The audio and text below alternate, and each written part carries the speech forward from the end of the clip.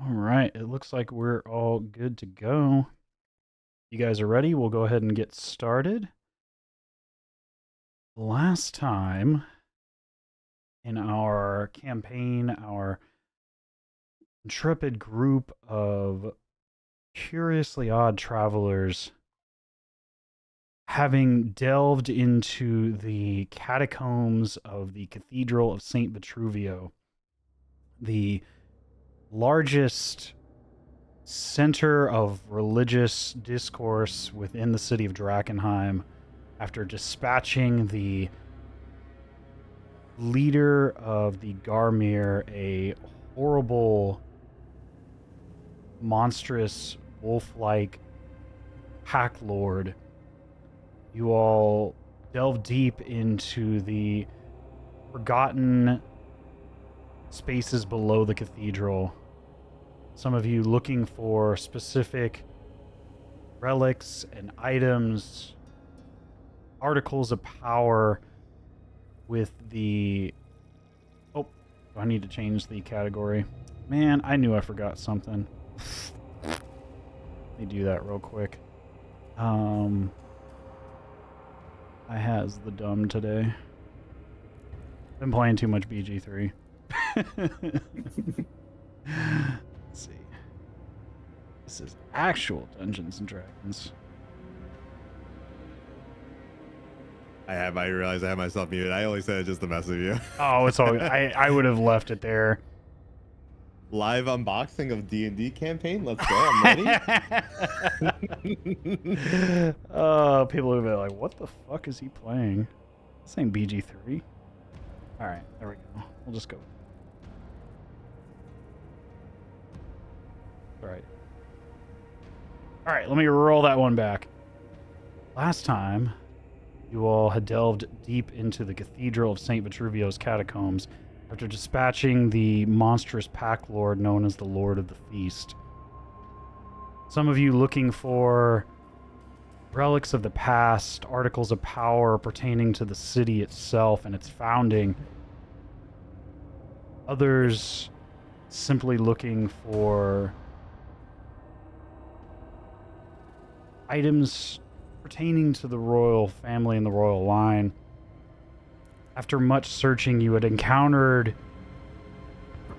the horribly warped spirits of former Flamekeepers, one in particular, the High Flamekeeper at the time of the fall of the meteor, now twisted and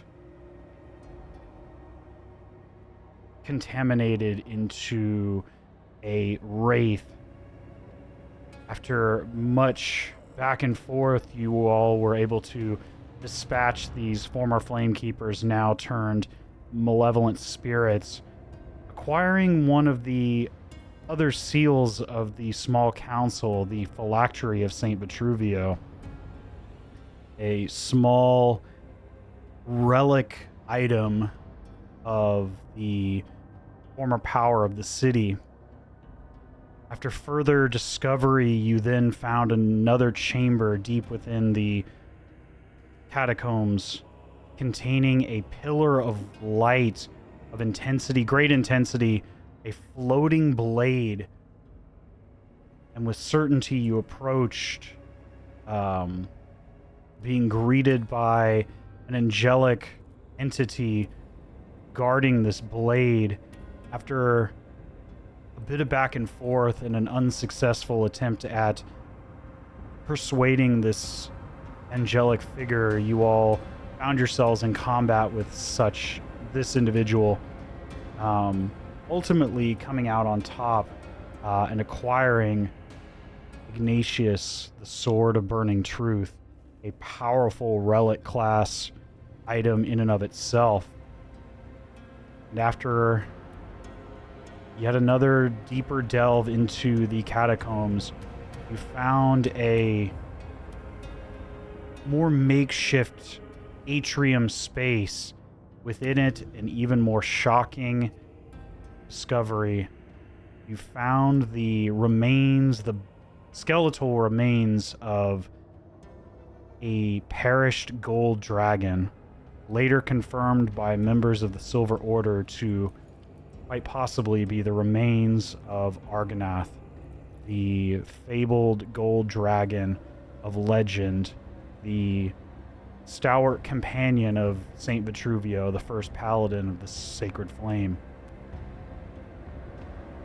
After a bit of rest, you all came topside back to the cathedral, finding a large number of individuals of all these various factions now gathered deep in the cathedral main chamber around the bronze basin that that stands in the center, the central pyre, if you will, of the Sacred Flame in the Cathedral of St. Vitruvio. And after a bit of back and forth with some familiar faces, some you do not recognize, a new arrival, an individual of intense presence despite their feeble, elderly form, had arrived. One that you now know as the elderly leader of the Sect of the Falling Fire, a splinter group of the Sacred Flame, one Lucretia Matthias, an elderly woman, quite possibly in her early to mid 80s, but commanding a presence like an individual of great standing within this continent. But nonetheless, an individual of infamy in other parts of the continents, particularly among the Silver Order and members of the group coming from Lumen, the capital of one of the great powers of the continent. Now you find yourselves among individuals of great standing from all corners of the continent. The Hooded Lanterns, the former guard, now turned makeshift, hobbled together protectors of the city. The Silver Order and the Sacred Flame, envoys of Lumen and militant group underneath the church. You have the Sect of the Church of the Falling Fire, a segmented group of the Sacred Flame, nonetheless pious in their intent, but going about it a different way. And of course, yourselves and a small contingent of the Amethyst Academy, one Eldrick Runeweaver, an Archmage of the Academy, and of course your previous contact, River, here within the city. With all these individuals now gathered within the cathedral, the atmosphere is palpable. The intensity of this group is intense, as all individuals present have different motivations, have strong ties to this city or strong reason for being here. As you all come out of the catacomb exits and into this central chamber, you see one of the middle-aged women, a dark-skinned high flame keeper that you remember, Cedric, as Ophelia Reed, standing among several other flame keepers, trying to begin the consecration of this chamber once more to dispel any remaining malignant entities that might have begin to regain strength within this cathedral. But with the arrival of the Church of the Falling Fire, that whole process has been put on hold temporarily. You see the Knight Commander Theodore Marshall of the Silver Order was already beginning to argue with the Lord Commander Elias Drexel of the Hooded Lanterns about who is to take leadership of this place. Although it be a region of Drakenheim, it is a cathedral nonetheless as well, a church first and foremost of the Sacred Flame. So both parties have some sort of claim to this space. An intensity now grows within this space as you all come up from the catacombs. What would you like to do?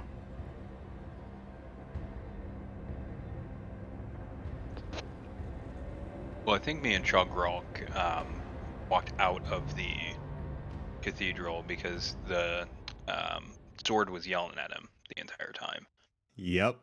and I just got him the hell out of there. So I think that we went outside. That's Okay. where we currently are. Tim and Giorgio, what are you doing during this initial exchange as you watch Lucretia Matthias be approached in aggression by one of these Silver Order knights, only to be flung by some intense force back towards the brazier, as she remains calm and stalwart in her arrival? Where are, like, we're coming out of the catacombs, so where exactly, my mouse is being really laggy. Where exactly on the map are we? You can go ahead and you would be coming from the northern portion, the upper portion of the map. Let me go ahead and bring up the map for everyone to see here. But you can go ahead and place your tokens wherever you would like on the map itself. But you would be coming right in the middle of the room. No, I'm kidding. You would be coming from this northern portion here. As the I have all. Go ahead. Just real quick, I have already had the information exchange with what we found down there that I needed to have with Elias. With Elias, yeah. Okay. Is that right? You had a brief exchange, but not necessarily in full detail. Okay. I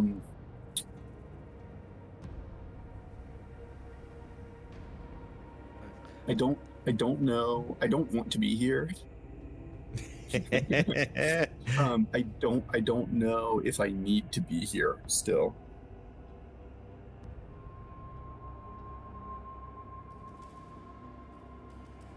Are you attempting to leave? I'm thinking about that.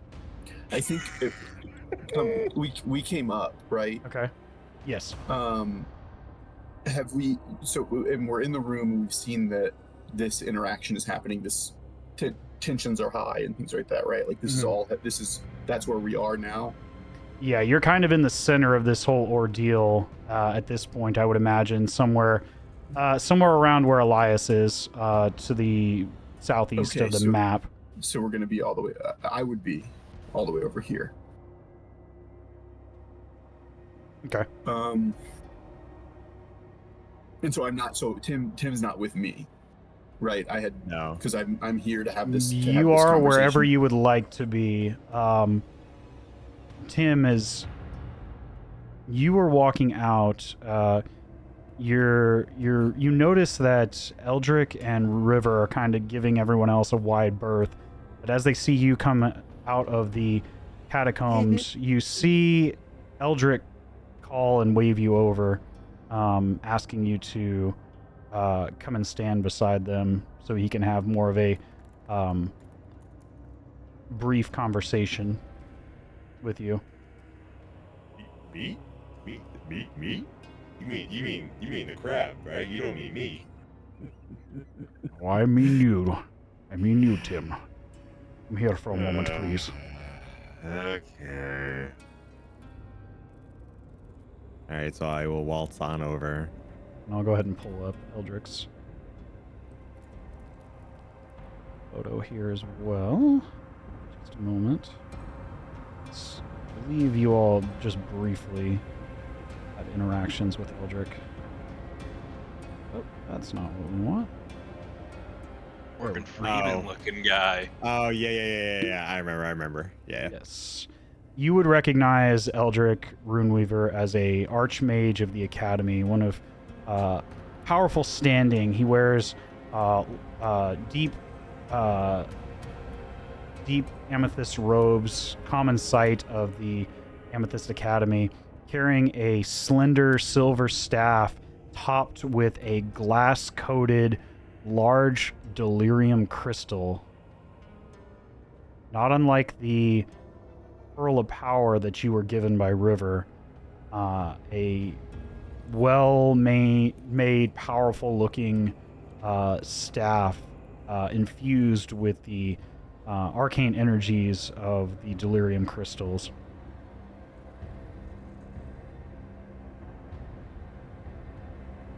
Tim, It's nice windy vibes. I trust that you're in good shape. It's been some time, many years, since your incident. How have you been? Relatively speaking, I am fine. How are you? Well, it's been some time since I've been in this city. Not many years that I've been here since the fall of the monarchy and the destruction wrought by Meteor, and shortly after the Civil War. We've heard that you've made great strides in trying to establish connections with the Inscrutable Tower. Is that the case? It is a work in progress. Excellent, excellent. And this conversation's kind of, he keeps it kind of hush-hush as he's just observing the situation going on here, trying to avoid the intensities, particularly with the Silver Order.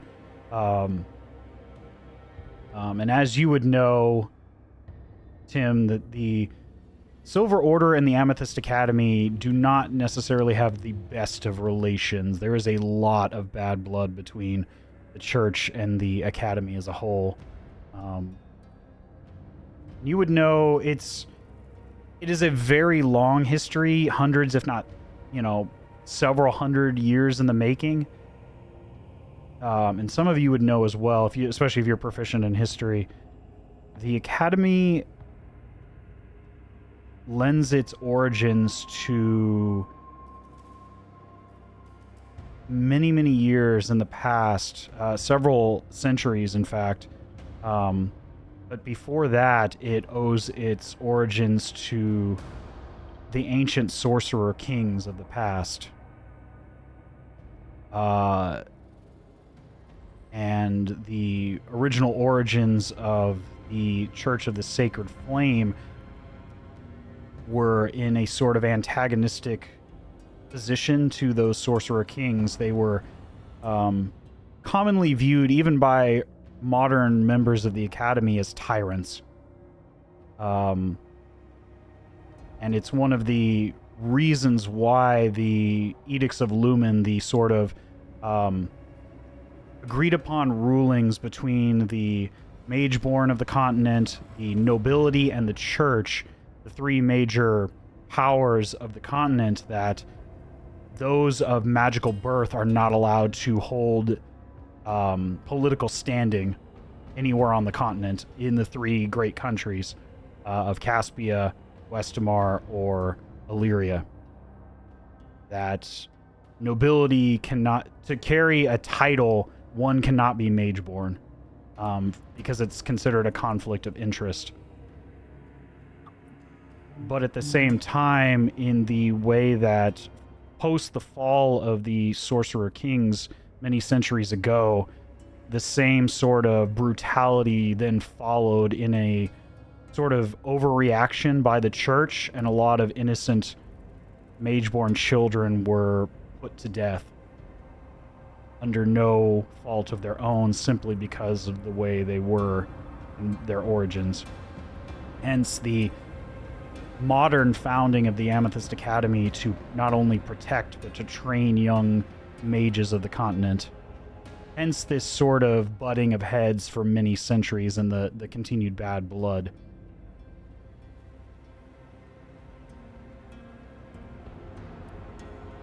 Giorgio, as this is going on, you look over... Go ahead. No, you finish. You finish. Elias calls you over, waving you over to come and speak. Yeah, I was gonna say. Okay, go ahead. I was gonna try and sneak away, but if he's waving me over, then my attempt to slowly slink to this edge of the room and then leave would not work. So I'll approach. I'm not gonna. Yeah. Now. What did you need? Now, Giorgio, I believe you found a number of important relics of the city. And although I respect the Knight Commander's position here, as the cathedral is considered a space of protection and a holy ground for the sacred flame, nonetheless, it is still on sovereign ground of country of Westermar and the city of Drakenheim that we, its protectors, lay claim to.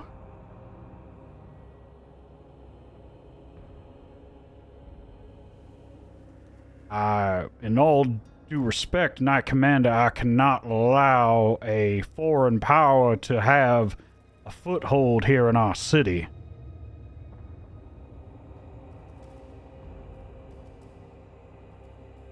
Giorgio, I believe you found a number of items pertaining to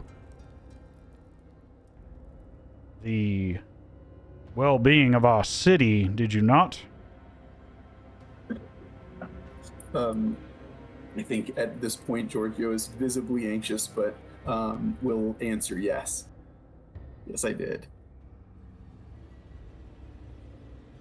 Very nice. Now, I understand that we may not have all the seals of the city, and this is the first time now you've heard him refer directly to what he's been, kind of alluding to. Yeah.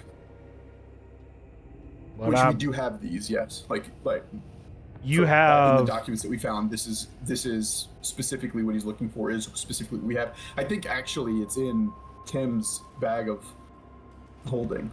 Yeah, you would. What's the item? Well, you would have, I believe, right now various documents. Well, the documents, and then you also yeah. have the phylactery of Saint Vitruvio, and you have the Stewart seal among your party. I think I'm holding the phylactery. Yes. Yeah, if you don't have that in your inventory, you can add that. Yeah. I think at the end of the last session you had me put it in there. Let me double check and make sure. Right. Yeah, I did Okay, put it in my inventory. But everything else, I think that we gave to Tim to put in the bag. Just right. The various documents. I don't think we listed them out and had them. No, it wouldn't be itemized. Yeah. I just want to make sure that I'm saying the right things in this conversation. Yeah. I got letters from church vaults from Academy in here. I don't have the other thing you talk about for the Vesuvio thing. It would have been among various documents. Somebody would have had it. I want to say we just stuffed everything, even like the silver bricks and stuff like that, or whatever. It was silver or platinum that we found. Platinum bars. All that, yep, I got the platinum. I got 10 pounds of platinum. Literally just threw everything. Yeah, I think we just put everything in the bag. But then after that is whenever we fought the zombie, and that's whenever I scooped up the phylactery, and that's why I have that, but nothing else. Right. Okay. So I just want to make sure that this conversation happens from the right perspective. So. Right. So he said he's referred now to these documents. I think you were in the middle of your sentence, JJ. Right. At this point, you watch from across the other side of the large main atrium space. The ceilings in this space are probably 50, 60 feet tall, leading up to a large glass dome overhead, intended to bring in large amounts of light. They're quite dirty and covered with grease and blood and all sorts of ichor and gore at this point, having been occupied by these Garmir, these wolf-like bipedal creatures for many years.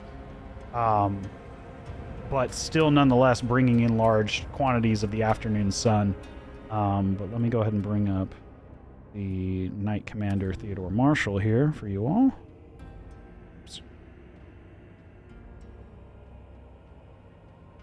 as he speaks from the other side of the room, a mixture of animosity towards the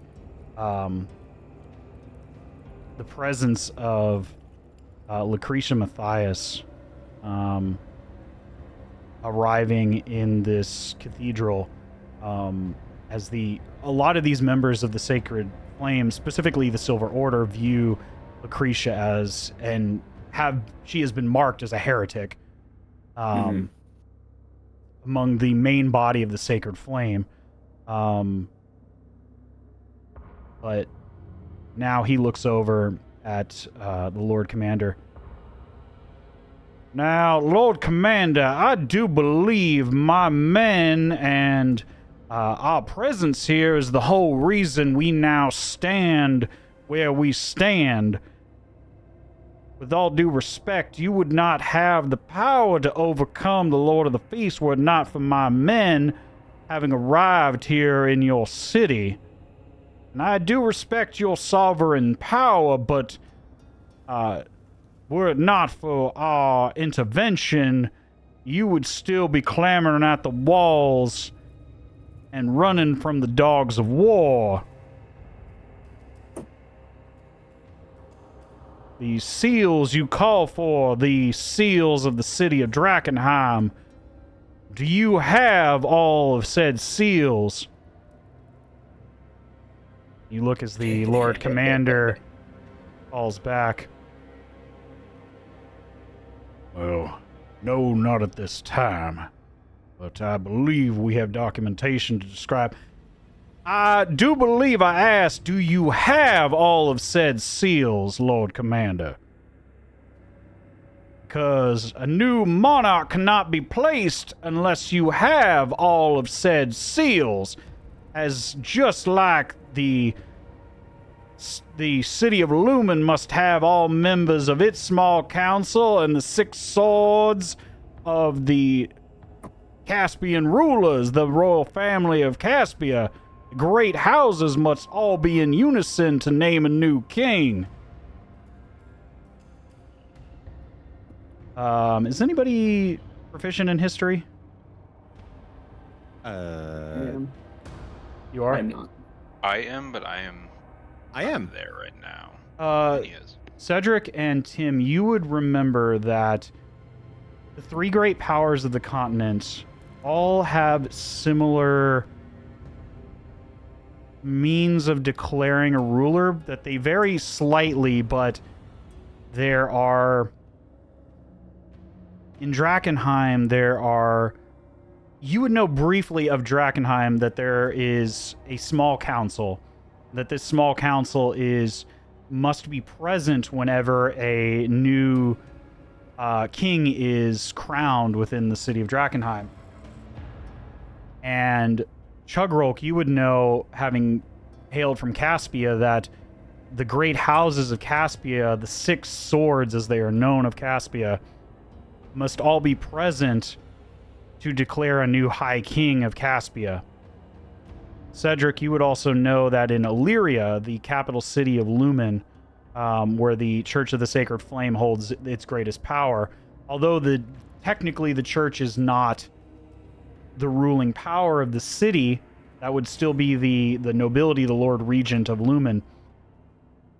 There are 6 ruling, sort of a similar body of political figures within the city that must be present when a new high flame or a new regent is named, a new ruler of the city of Lumen.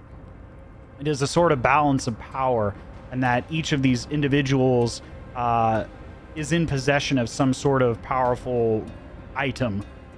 In your case, the item that you hold, the Steward's Seal, is one of said items, another being the Phylactery of St. Vitruvio, being another seal of the small council of Drakenheim.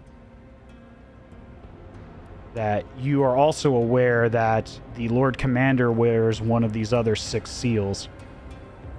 So currently, within this room, or within the general vicinity, there are 3 seals that you are aware of, 2 in your possession, 1 in the possession of the Lord Commander.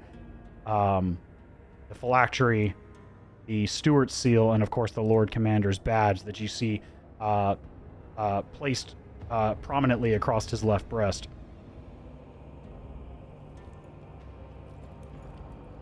Well, that's the solution we're trying to come to, Knight Commander, but that does not change that you are on sovereign ground. And again, you hear the Knight Commander. Sovereign ground that you have not been able to maintain for these past 10 years, Lord Commander. Your city is no more a political power in this day and age than a simple tavern owner is a king. You can see kind of the anger beginning to well up in the Lord Commander's face, Georgio, as you stand beside him at that slight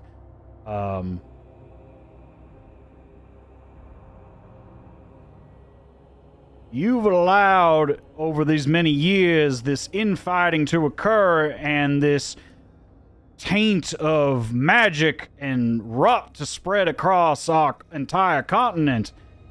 Our actions here are to protect ourselves, not simply to embark on taking foothold in a city that has rotted for the past decade. We are here to cleanse said rot from the world. With all due respect, Drakenheim is not worth saving at this time. We were here to come and claim the relics of this cathedral, after which time you look over as he kind of motions to now. You see some of these Silver Order knights, some of the ones especially outside. While you were in the Camp Dawn, you saw some of these implements that they had strapped to some of these horses, these lances. But at the end of each lance, you saw these small smoldering flames like flamethrowers at the end. We are not here to save your city, Lord Commander. We are here to make sure that its rot does not spread.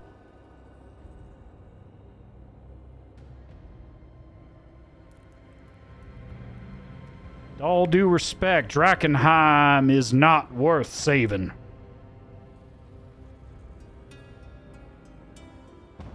These hideous stones spread like a plague through our entire continent. Every time they sprout up, they must be ripped out like a cancer.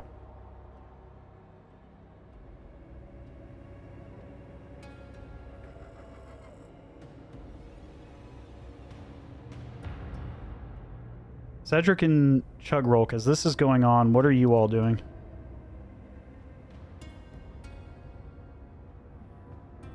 I was just walking him out of there. I don't know if I was made aware of the power of the weapon as far as like being able to tell someone isn't telling the truth. Is that something that was he has not shared that with us? Yeah. I don't believe. You wouldn't know, having not held... Are you referring to Ignatius, the sword? Yeah. I don't remember like us getting any information about it, and I was just confirming. You wouldn't know in particular without having come in direct contact with it. Chugrulk, as you walk around outside the direct vicinity of some of these individuals having a heated discussion, Ignatius is kind of quieted down outside in this less occupied space, but as you're kind of walking past members of the Silver Order and the Hooded Lanterns, you hear bits of banter here and there, and you hear exchanges among the knights in particular,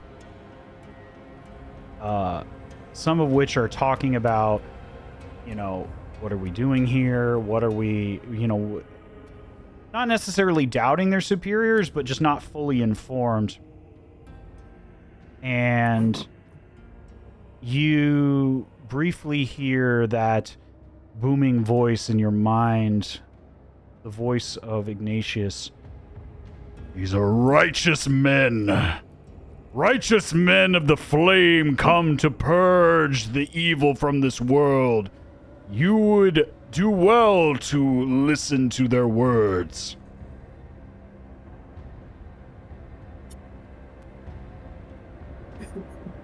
How is Chugrulk reacting to having this divine presence kind of speaking to him? I guess like I'm sweating. I'm physically like responding like in kind of like a pain. Yeah, I think I can't really tolerate like a feeling of wanting to do anything but be my own person, and it's kind of like it's taking a toll, like is what all I can say. I'm starting to physically feel a lot of of a toll from taking this sword.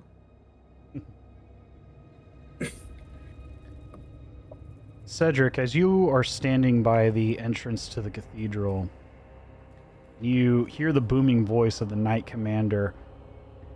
Already you have kind of a tainted relationship with the Sacred Flame, particularly the Silver Order.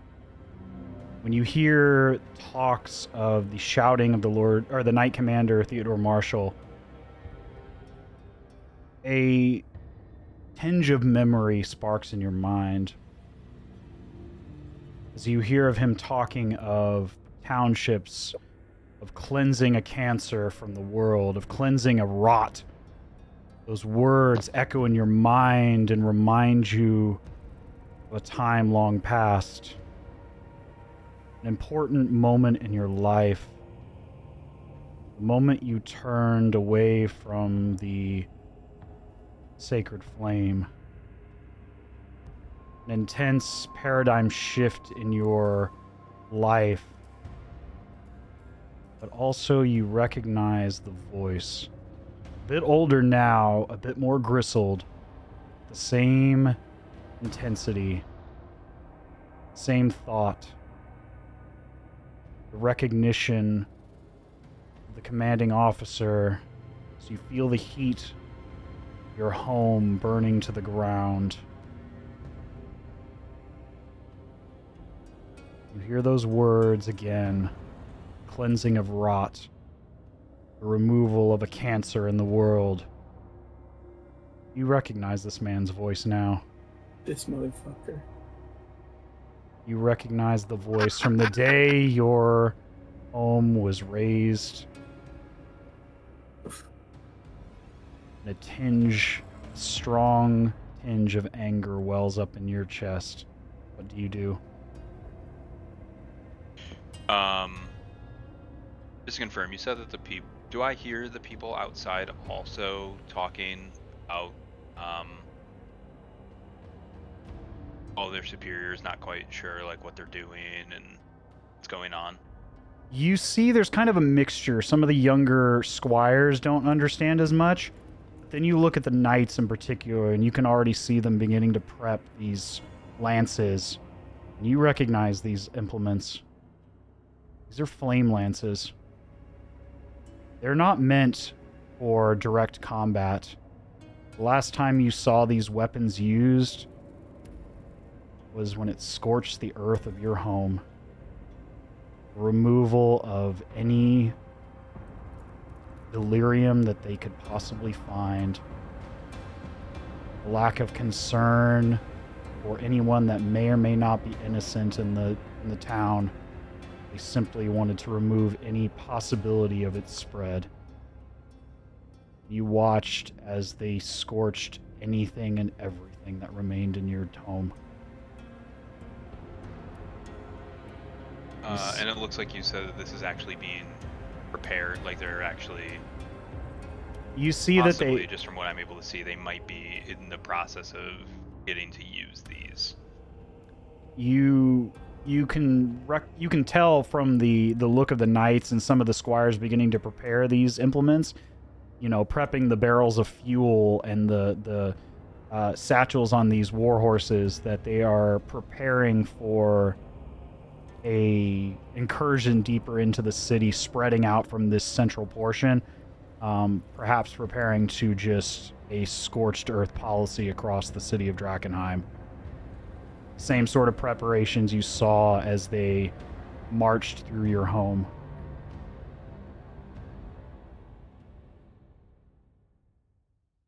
I'm gonna go up and confront them. I'm gonna go up and, as calmly as I can, just ask, what are the flame lances exactly for? You're not planning on doing anything to the church, surely? As a holy, righteous, pious man of myself, you wouldn't do that in front of me or cause any trouble, would you? You look on at the face of a younger knight, sort of a reddish hair, a kind of brownish reddish short beard, wearing the classic plate armor of the Silver Order. As you see him beginning to prep one of the war horses, alongside a squire who's connecting the fuel source to the end of this, back into this flame lance. We were told that this, and as you can see, that the city is lost. We'd love to keep the Cathedral of St. Petruvia, this holy site, but with all due respect, this city is no more. It is littered with horrors unlike anything I've ever seen. I've watched one of my good friends, not but 2 nights ago, be devoured by one of those wolves, ripped from piece to piece, torn from head to toe, and flung into the waiting packs of dogs. There's nothing worth salvaging here. This is a ruined city. Did we lose somebody? I'm gonna ask them to walk over with me, just real quick. Okay. I'm gonna, thank him for letting me know, and it must be hard being in such a tight place right now with what you see from the city, but there's still good in it. And as we're walking, I'm going to walk them over to the lure of the feast, or previously what was the lure of the feast. Say, surely there is a lot of bad still left in the city. People can eradicate the bad. We've been doing that. We have come through, and there are people on the inside there who have been with me, and we, together with others, have taken back the cathedral. The brazier is about to be lit in there. More hope's going to be spread through the city. I understand you're getting your orders from your commander. Hold on. Let me talk to him. Certainly a policy where you go through and just burn everything to the ground, while it might be beneficial from an aspect of starting anew, it's not going to be beneficial for finding and defeating who we need to, who you need to, who you've been commanded to. Give me some time. Give me a persuasion check, if you don't mind.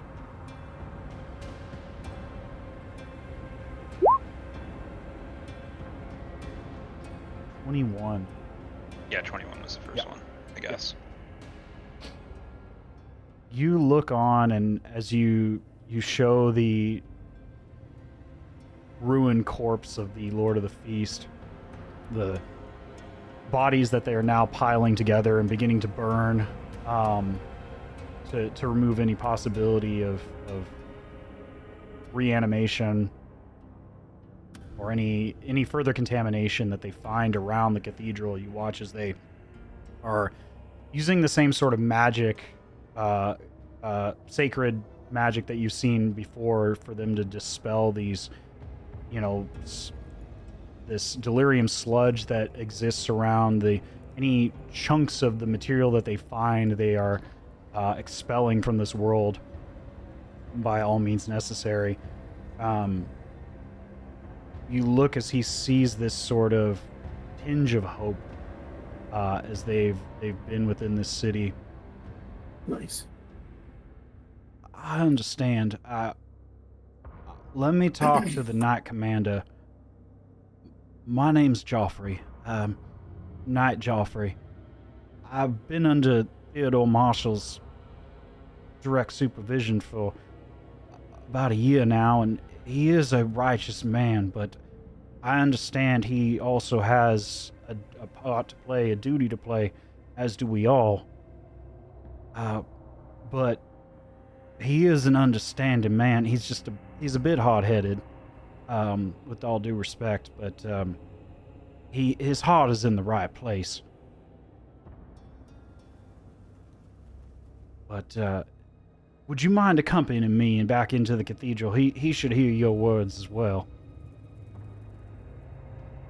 Of course, Joffrey. You're a strong-willed individual. I appreciate everything you have done so far. Please, by all means, we can go and talk to him.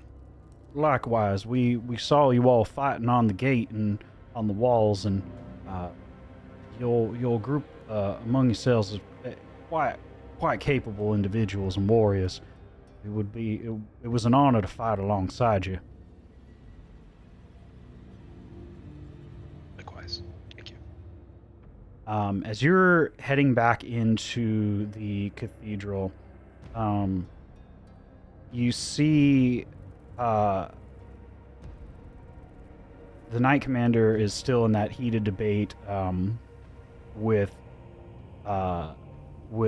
Lord Commander Elias Drexel, but he's now turned his attention to Lucretia Matthias, who's arrived, who's begun proceeding towards Ophelia Reed. You sense and you see this sense of recognition, this understanding among the two of them that they perhaps have a lot more positive history among the two of them. And as they get closer, you can kind of hear Georgio. You see Lucretia Matthias kind of outstretch her hands, and you see Ophelia Reed take them as well. Despite the animosity that's between the two of them, you hear the words, "It's good to see you, student. My young charge. It's a pleasure to see you well and thriving." And you see Ophelia Reed speak back. "It's a pleasure to see you as well, my teacher. It's been some time."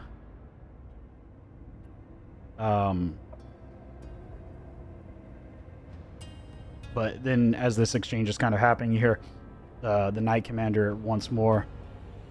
"Now, Ophelia Reed, I would not recommend fraternizing with this individual.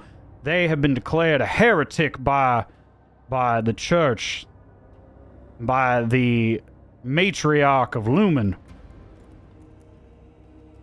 On sight, we are expected to detain and return her back to stand trial."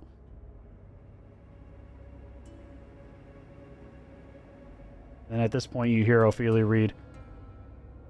I understand, Knight Commander, but at the same time, Sacred Flame teaches to be patient and understanding, and to hear all those who wish to speak with good and proper intent. I simply ask that you be patient, despite the commands that you were given. You can kind of sense Ophelia's got this air about her, not unlike, you sense that same sort of air and presence and control from her that you did in magnitude from Lucretia Matthias. You can definitely sense this sort of teacher-student relationship, that there was this same sort of years of experience gained from one another.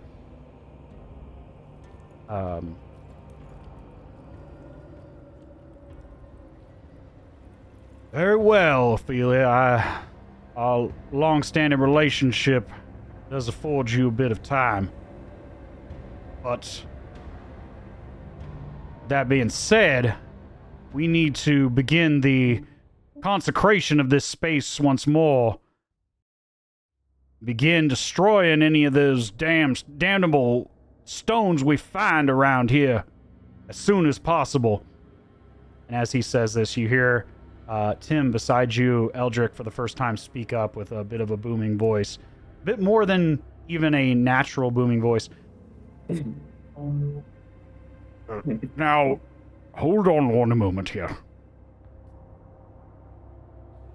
The Amethyst Academy has some say in this ordeal as well.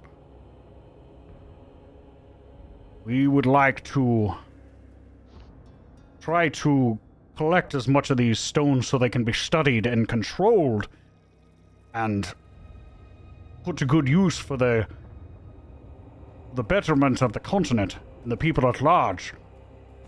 And you see immediately this tinge of anger from the Knight Commander as he turns towards Eldrick. Absolutely not!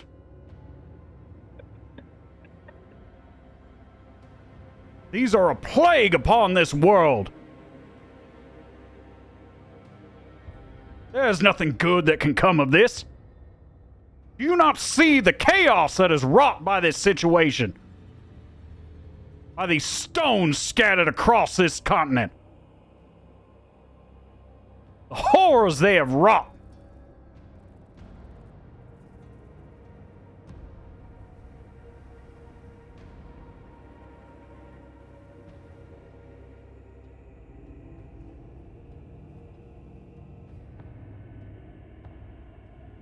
Tim, as this is going on, what are you thinking?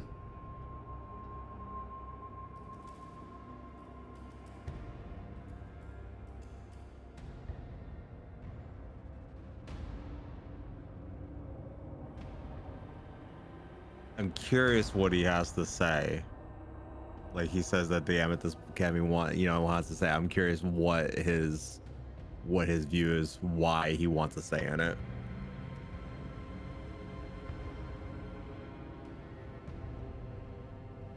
Do you make this question known to Eldrick? Sure. Yeah. As you know, Tim, Knight Commander, the Amethyst Academy is here to help all peoples of the continent, particularly those of Mageborn status, help and protect and to train the next generation of peoples. They're not looking to sow further chaos across the world, but to outright claim that the delirium is merely a plague would be a gross misunderstanding.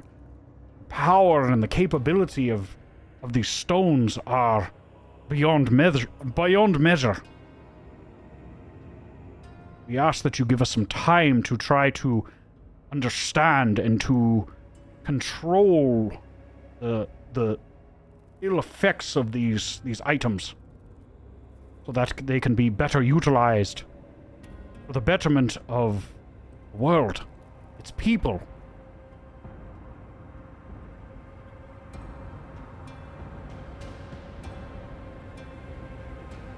You look as the Knight Commander kind of wipes the sweat from his brow, puts his shield and his sword down against the walls of the raised platform of the pyre.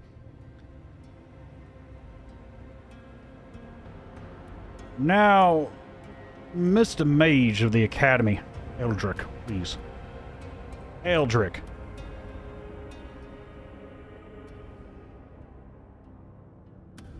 with all due respect, the very birth of your organization on this continent stems from a well of tyranny, harvesting power and all its variable sources. Why, the very birth of the sacred flame comes as a reaction to the tyranny of the sorcerer kings of old. How do we know that you won't utilize this delirium for ill-gotten gains, sir?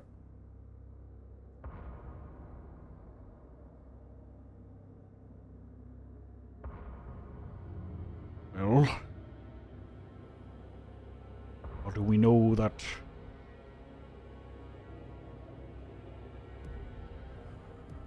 if our presence was not allotted, that you wouldn't continue your witch hunt of the past either? How many innocent children had to die simply because of who they were when they were born, Knight Commander? Neither you nor I were alive when the tyranny of the Sorcerer Kings took place. But we were both alive when Silver Order marched through towns, seizing and murdering innocent people. The Academy is here to protect, to teach, to help all those of the continent.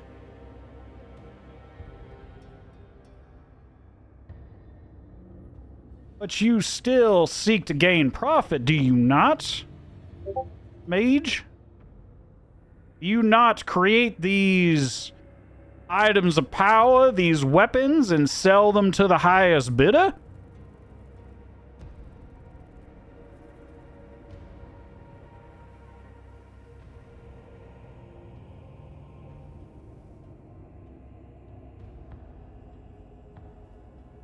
At this point, you hear the Lord Commander speak. Lord Commander Elias Drexel. Now, I have to say that this conversation's getting a bit long in the tooth and a bit beyond the scope of this matter. We would like to point out that the city of Drakenheim belongs to its people. We are the protectors of those people. Not the Academy, not the Sacred Flame, and not the Silver Order.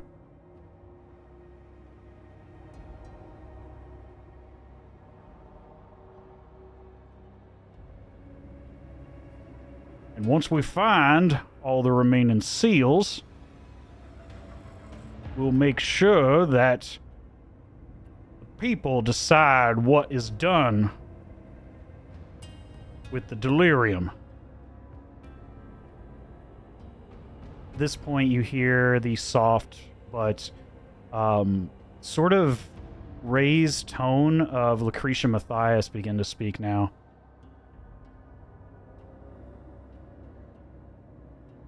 Do you all understand the source of the delirium? You speak of it like a weapon or a plague. But yet none of you understand what it is truly capable of. None of you have touched the heart of the delirium, the source of its arrival. And you watch as she kind of steps forward, and Georgio, Cedric, and Tim, you can kind of see now as she kind of gets closer into the center of the room, you see this soft octarine glow just atop her chest, just below her blouse, in the center of her chest.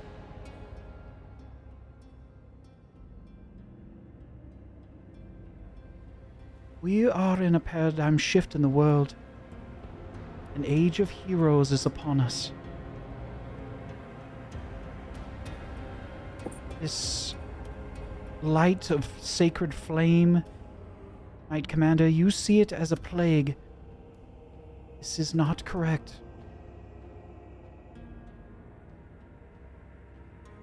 The delirium, the meteor, whatever you'd like to call it, it is a sign of great things to come, of great change in the world.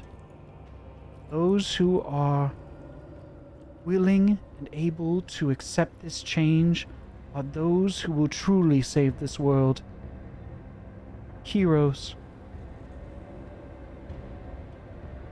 You kind of see as she kind of spreads her blouse a bit, and in the center of her chest, buried just above where the heart would be, you see a shard of delirium embedded in her chest. Yikes. Okay.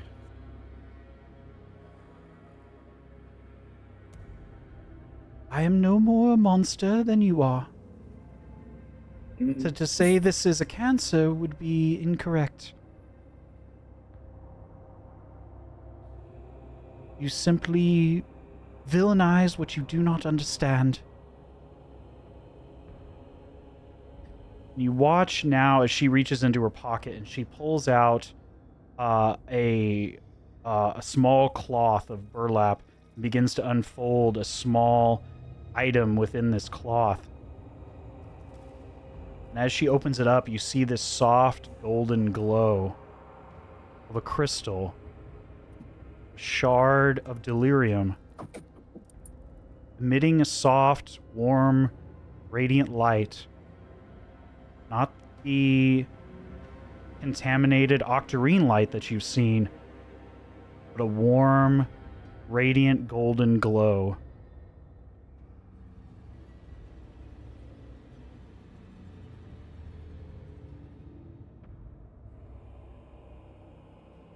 This is the soul of one of our followers, one of our fallen.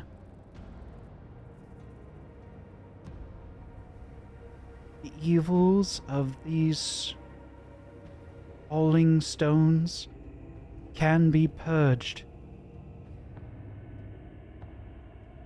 They can be a boon to the world and this plane at large. We ask that you understand these items of power before you villainize what you do not understand.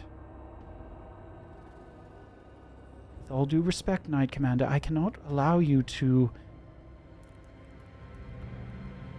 stop what has already been put in motion by the world, by the sacred flame itself.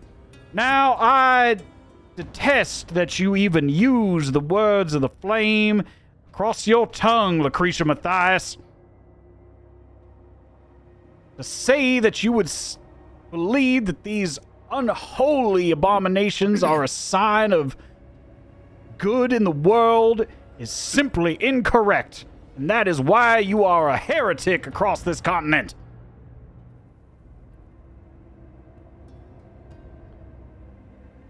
Cedric, as this is going on, and you see this golden shard of delirium, you can sense no ill intent, no contaminating nature. Like you've sensed so many times now, Giorgio, you can feel the same sort of warmth. Not quite the same, as you don't have any sort of magical, acuity. Mm-hmm. Tim, you sense the same sort of, from a different perspective. It's not like delirium that you've seen and sensed many times now. The contaminating, and it is still charged with intense energy, but it is warm, it is inviting, it is clarity, not unlike the first time you experienced the arcane for yourself as a young student. How are you both reacting to seeing this, seeing delirium in this form? Very much unlike any of the stones that you've seen before.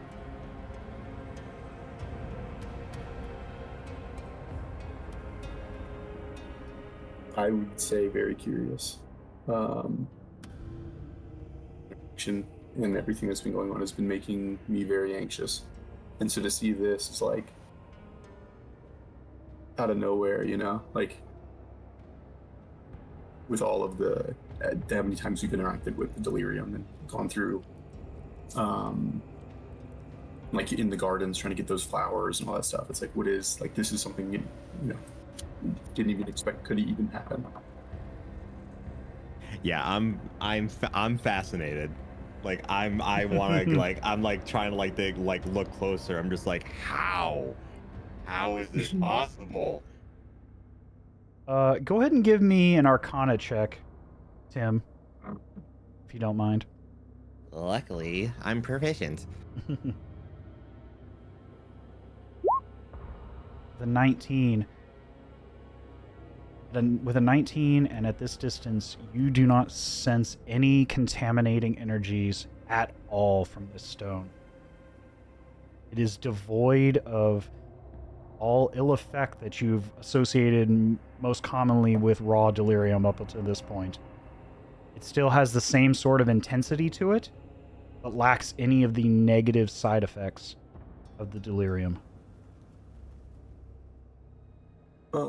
Is the color of the stone she's holding the same as the glow that's coming off of her chest? No, you see that from this distance and with your passive perception, it's not entirely the same. Her stone is mostly octarine still, that purplish color that you've associated with delirium. Mm-hmm. But as you see it closer to the surface of her flesh, you see that that radiant golden glow is beginning to overtake from the base of the crystal in her chest. Kind of confirming what you see now with this fully realized and should I describe this purified crystal. Yeah. You sense that the ill effects are being purged by herself. That she herself is filtrating this shard of delirium in her chest. The one she's presented, she described as the soul of a fallen comrade. Is that right? A fallen follower of the church. Okay. But I'm not there. I'm pieced out. Yeah, I'm arguing with my sword right now. I'm not. Chugrulk, you look over and you're kind of, while this is going on, you if you don't mind, give me a charisma saving throw. As you hear the words of the sword continuing to talk to you off and on among these knights and these hooded soldier or hooded lantern individuals.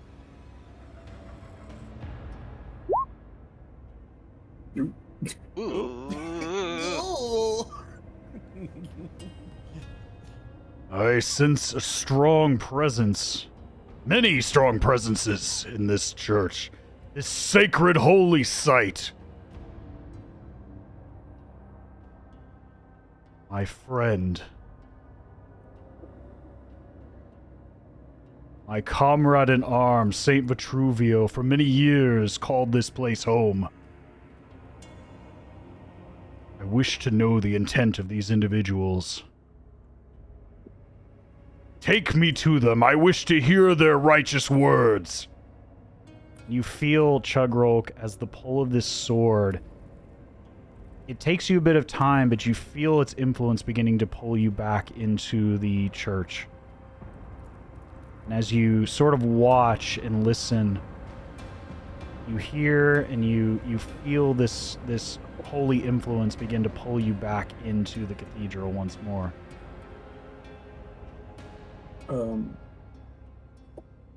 JJ, Yes. with the way that she's described that crystal, and seeing that the one that's embedded in her is kind of going that way, it to me as a I would think that that's kind of sinister, almost, you know. I would like to do an insight check, I think, Sure. to see if Go ahead. If oh, did it not come through? Oh, I don't think I have the thing linked. It's a 19. I'm using digital dice today. Oh, okay. Yeah. With a 19, you don't sense, you feel almost absolutely certain there is no ill intent in her words. Chugrulk, you come in just towards the end of her statement as this shard of delirium, this golden radiant delirium is sitting in the palm of her hand. And around all these other chunks of delirium and this ill intent, this contaminated aura, you sensed the anger of Ignatius in its sheath. But around Lucretia Matthias, as she speaks these words, you sense no ill intent, and you sense no lies in her words. You hear the voice of Ignatius once more in your mind. She is of a righteous mind, a righteous heart. Although unorthodox, she is a righteous individual. She speaks only the truth.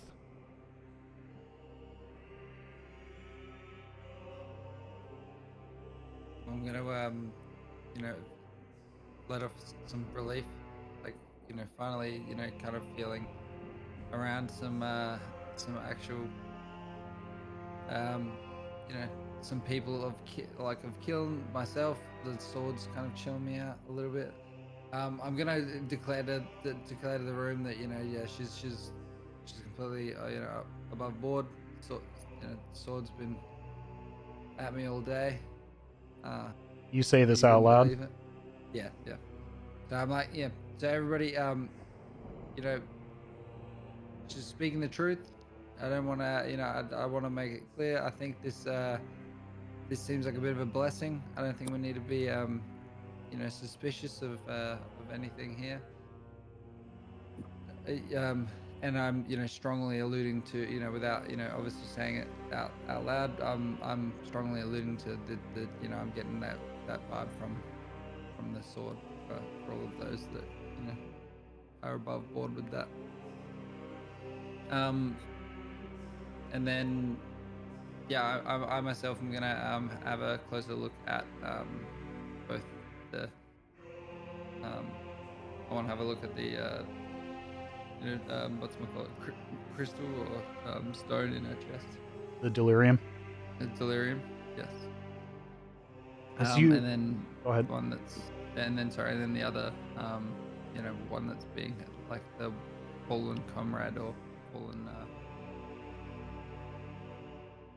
partner. Can't remember the term we used. Follower, I think, is what JJ said. Yeah. Follower of the falling fire. You Yes. recognize, you all would know that the sacred flame is the religion itself, and that the followers of the falling fire are still members, are still followers of the sacred flame. They're just a separate sect in the same way that there's the Catholic Church, there's the Protestant Church, there's the Lutheran Church. They're all Christian, but they're different sort of ideologies and interpretations of the same religion. Does that make sense? I mean, yeah. Sorry. They all still worship the sacred flame, but they do so in a different manner.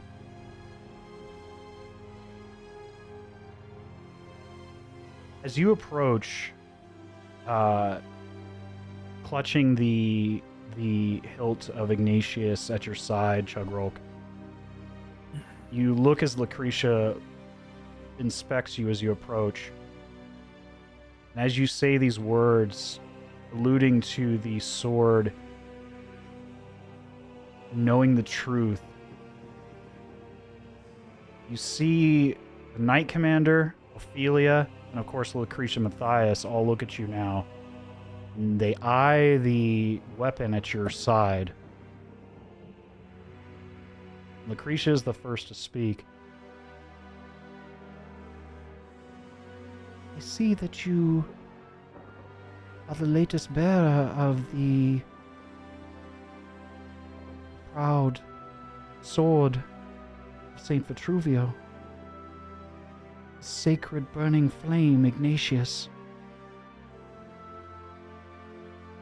I am happy to hear that it hears no lies in my words. You hear the Knight Commander to the other corner. Now, you just said that he carried Ignatius, as in the burning truth, Ignatius. The sword of Saint Vitruvio. Yeah. Chugrulk, you feel the sword begin to shake a little bit as that same voice calls. Unsheathe me, partner. Unsheathe me and allow these people to feel the burning truth of Saint Vitruvio. Show me to the world once more. Oh You my heed God, the- give it a rest. Jeez. Do you heed his words, or do you attempt to resist? I think we're gonna attempt to resist for now. I mean, Okay. Bro, you can't handle it. You're dying. Give me one more charisma saving throw. Oh, my guy's blowing up my spot already, like straight away. Alright, This. The 12. no. You just barely managed to hold the sword in place. Nice. But you hear the voice. These are all righteous individuals, strong followers of the sacred flame. Heed their words, partner. just got here. Someone already down on me. Damn it. You watch as Lucretia reaches out and puts a steady, calm hand on your shoulder. Can I Chugrulk. slowly can I put like a rug on, it's probably done now, but can I slowly just put some, just To cover the sword. yeah, that's it. You take the end of your cloak and try to wrap it around the sword as it kind of shakes a little bit in your hand. But Lucretia puts out a reassuring hand on your shoulder. It's okay, child. Ignatius is a strong presence, but it would not stand in the presence of evil. Would not withstand were your soul, your heart not pure.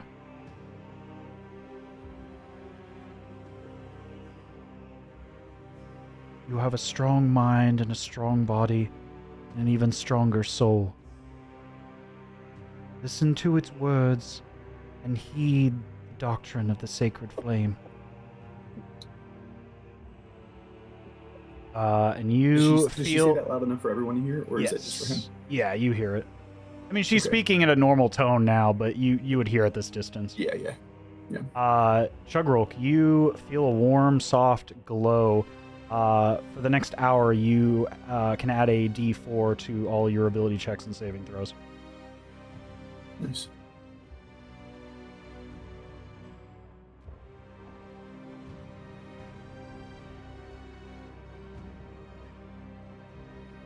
You watch as Ophelia Reed on the other side of you, Chugrulk, as you sort of at this point are kind of standing in the middle of this whole entourage of people. I have no doubt that's absolutely Ignatius. I've seen it once before in my youth. It truly is the burning sword of Saint Vitruvio. Powerful relic in and of itself. It has chosen you as its new wielder. Your soul and your mind is in the right place.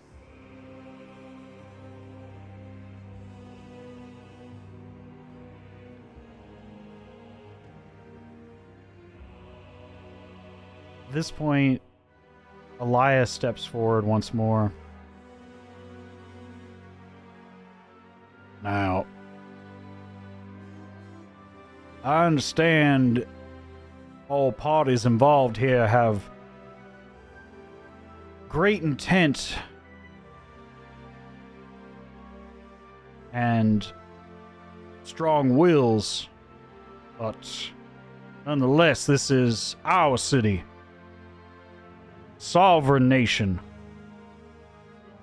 And again, the Knight Commander. Nation without a sovereign to stand to sit upon the throne, Lord Commander. Might I remind you? Yes, of course. Elias responds again. I ask that you give us time to right this ship. Find the remaining seals, the small council, and find an heir, parent. The Knight Commander speaks again. Theodore Marshall. What heir? The whole point of your civil war is there was no heir. None has been found for many years. It is hard to say whether one still lives and breathes, Lord Commander. Without someone to sit upon that throne to wear the crown of Westermar, all this is for naught. Do you not understand why we are here?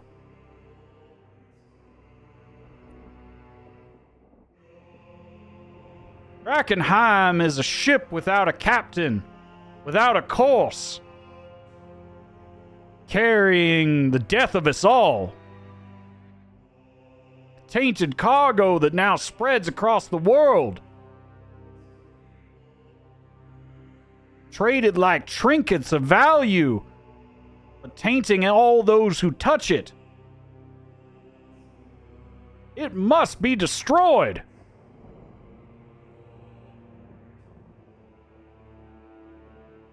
I understand, Knight Commander, but as he speaks, you hear another soft female voice from behind the hooded lanterns.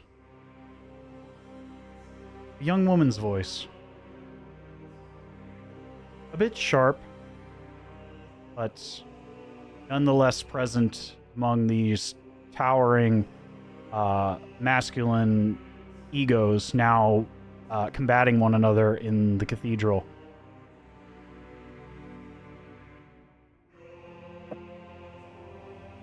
Oh, the city of Drakenheim definitely has its monarch. It's had its monarch for the past 6 to 7 years. While you all fight for scraps of the world, the city of Drakenheim has already had its queen. You watch as this young woman, this hooded lantern, steps into the center of the cathedral between everyone.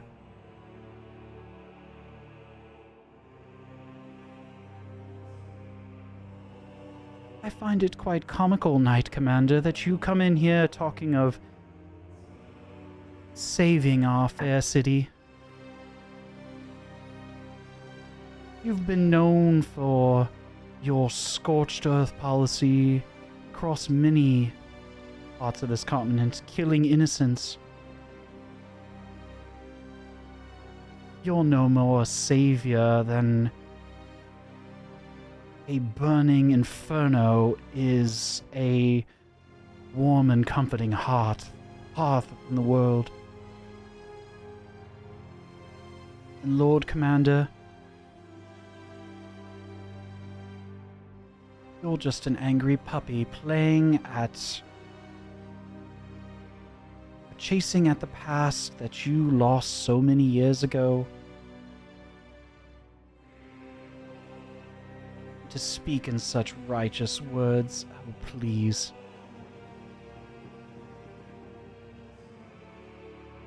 Were you not the one who solicited my assistance in ending the Civil War? All those years ago in Kesselholm?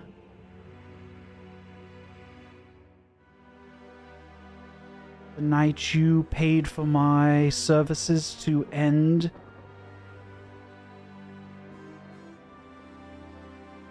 the war,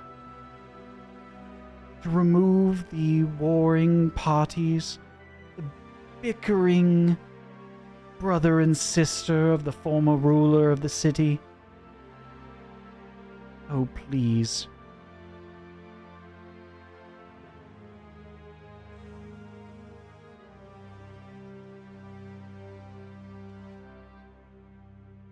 Georgio. As she speaks these words, a strong sense of recognition comes over you. The voice is not familiar, but the history and the stories are all too familiar.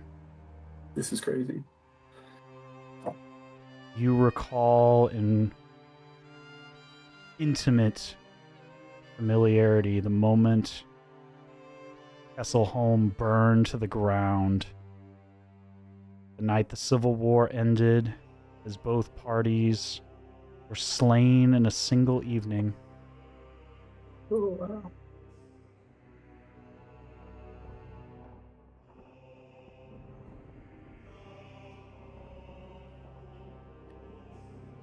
The Lord Commander Elias Drexel now looks at this hooded lantern. Lieutenant Maria, what are you doing? What are you speaking of? And you watch as this young woman pulls her hood down, and you don't recognize this individual, Georgio. The auburn hair, the muddy face, the armor. Nothing unusual about this young woman. Definitely a hooded lantern of some sort, but she turns and looks at the Lord Commander and back at you, of course. This sharp, serpent-like smile. Oh, you don't remember, Lord Commander? You hired me and my men to kill both parties at once, to end the Civil War. In fact, you marched us in under the cloak of night. Opened the doors and allowed us access.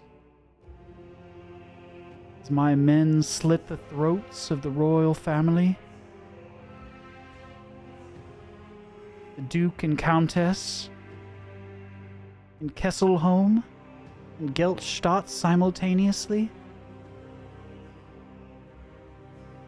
The valiant Lord Elias Drexel is no more a hero than I am a queen.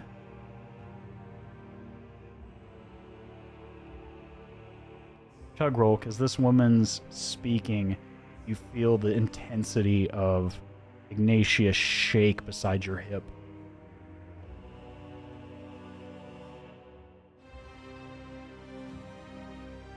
She speaks in half-truths and lies.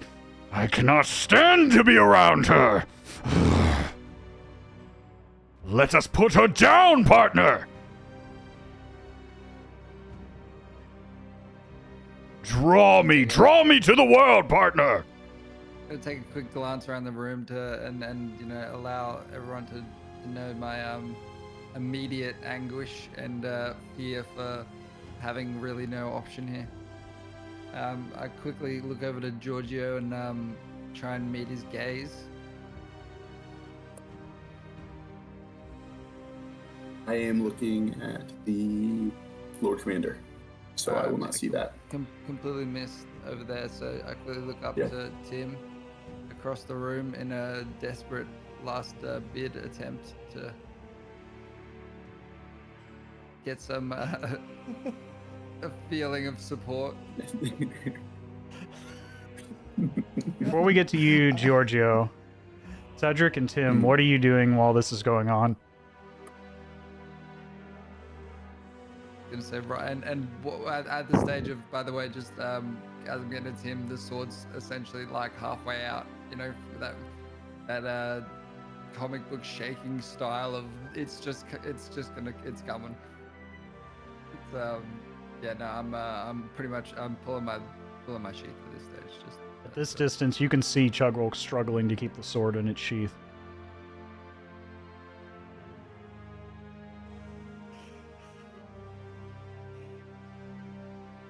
It's up to you, Stopper. It's not up to me. But- Y'all are the ones playing. I'm just... No. Hey, guys, What I the do question happens is, either way. How you react is entirely up to you as players. Caston says to Snips over, try to help him keep this sword like down, like help him like push it in. Sure. Chugrulk, you can give me another charisma saving throw with the help of Snips, so you can roll with advantage. That's guidance, right? Yeah, plus you have a d4 that you can roll beside that you can add to the roll.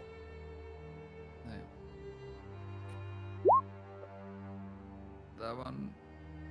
So you roll one more time, and so that would be 11, and then add roll just /R 1d4 or space 1d4, and that should roll it. There you go. So it would be a 14 total. You feel the small mechanical crab pinch down on the edge of the hilt, kind of holding it like this as it claws at the end of the hilt around your fist. And between the two of you, you're able to keep the shaking sword at Gives bay. him the clamps. Give him the clamps! Yeah, pretty much. But nonetheless, you still hear the angry voice off and on as this young woman speaks.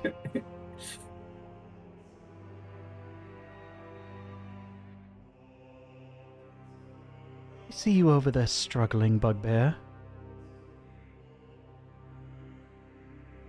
That sword must be such a burden. Much like the bounty on your head. Shit. Yeah, damn. What is it up to now? Last time you checked? 7,000? 8,000? No. 12,000 gold? Dead or alive to the Duke of Geltstadt for crimes against the noble family during the Civil War?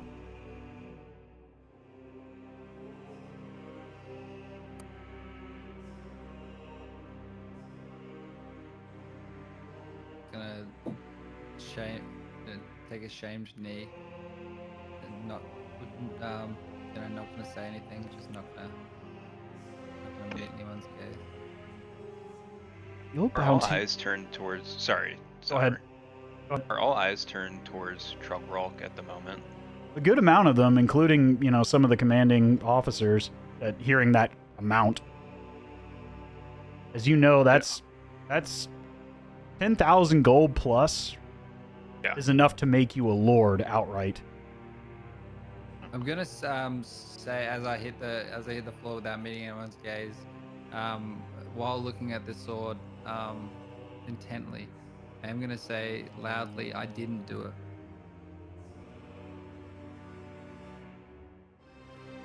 As you say this with conviction, go ahead and give me...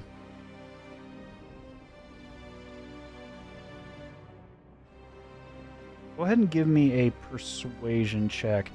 You feel that the sword, as you shout this out with conviction, is still. So go ahead and do so with advantage. 21. You shout this out, and as you do so, you pull through. I do need a...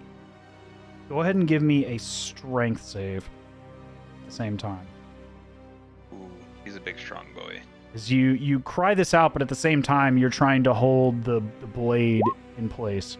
19. You're able to. You almost feel yourself simultaneously with this conviction, the strong sense of righteousness from Ignatius, trying to pull out of the sheath once more, but you pull the sword about a third of the way out, feeling the heat of the blade as you do so, but then drive it back down into the sheath.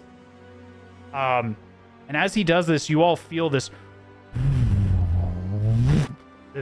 energy sort of surge out, surrounding out from about maybe 4 or 5 feet in a radius around, beginning to extend out. And as he drives it back in, that radius just sucks back into the sheath. At the distance you all are at, Cedric and Tim, you would recognize the effects, and you feel it beginning to take hold, but before you have to fight against it, you feel the effects of the Zone of Truth spell as the sword was beginning to exit the sheath. But it is repressed as he pushes the sword back in.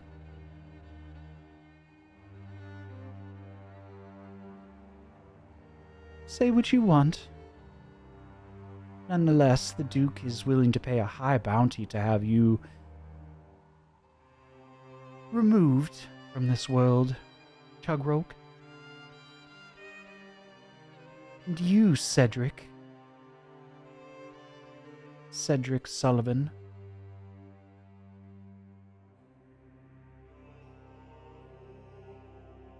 The young boy who turned his heart away from the sacred flame after his town burned to the ground, taking up solace in a new god. You and your companions had no problem slaying members of the Silver Order in the chapel, did you? Their corpses spread around the entrance to St. Brenna's. As you excavated another item of significance from that holy site, and were all too willing to sell it to the highest bidder. At this point, you look as Ophelia Reed, Lucretia, and the Knight Commander all turn to the 4 of you.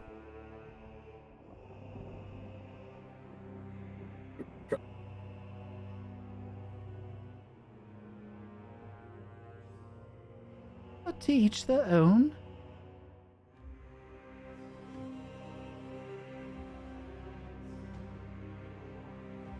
And Tim. Oh, sorry, go ahead. The talkative mechanical man working for the Amethyst Academy.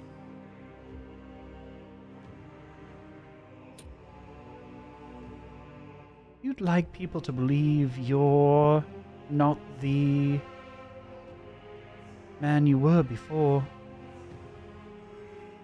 The man who violated the Edicts of Lumen, whose body was jettisoned into vapor, whose soul was fastened to that construct you now wear as a skin. By all rights, you should be put to death for your crimes. But yet you stand here in violation of the Edicts of Lumen.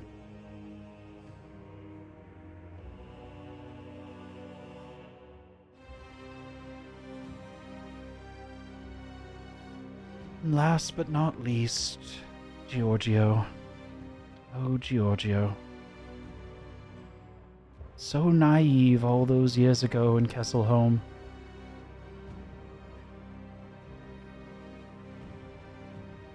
A wiser man would have just disappeared off the map. You kept digging into the past. Now you've dug up dangerous secrets.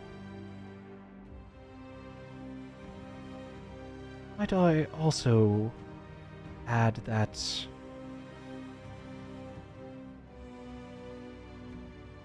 killing of a royal family member is a bit taboo even for me.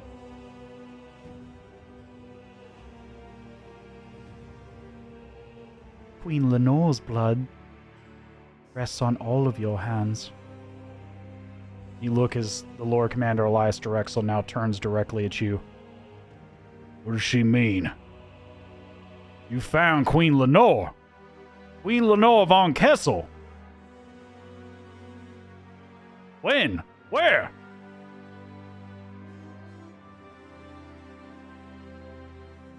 Oh. We freeze? Oh, okay. No, Sorry. I'm, Everybody was just still for a sec. Yeah. Sorry. No, because there's wait. So hold on, you're directing that at Giorgio? that's at me. Yeah. That's Yeah. at me. Okay, I just wanna make Well, sure. Yeah. all of you, but mostly at But- Giorgio as she turns to look Also- at you. I'll say, what is she talking about? I have a lot of questions that I need answers from you from. Oh, we'll get to that. But first, perhaps you should explain to the Lord Commander why perhaps one of the last surviving members of the royal family lay dead in Queen's Park Garden.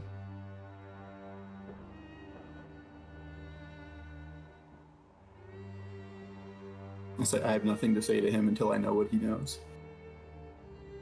That's Who knows? directed at her. I said I'll direct it at her now. I'll say I have nothing to say to him until I know what he knows. Are you asking Elias Drexel that question, It's- or? No. This is my response to her saying that to me. Oh, I'll okay. say, I have nothing to. I have this is the exact quote. I have nothing to say to him, referencing Elias Drexel, until Okay. I know what he knows.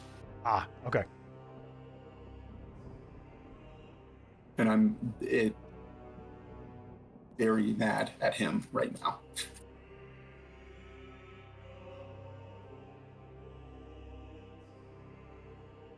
You have to understand, Giorgio. 10 years of war does horrible things. You said you would help. You said you would help me figure this out. And you knew the whole time?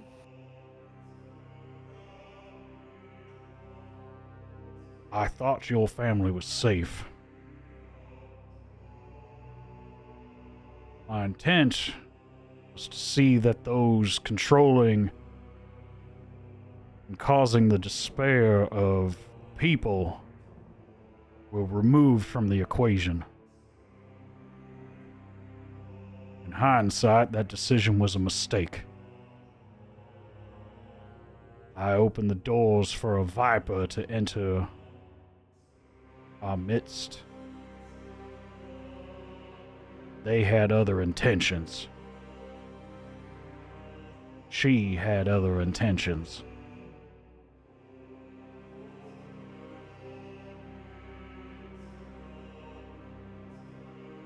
She killed most of my men. She nearly killed you. That's why I was delighted to see that you were still alive when you arrived here in the city.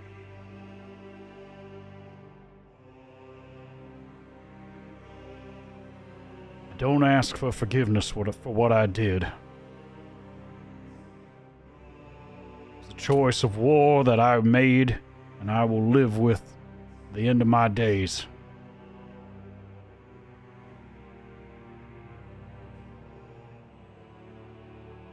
Mistake I will live with till the end of my days.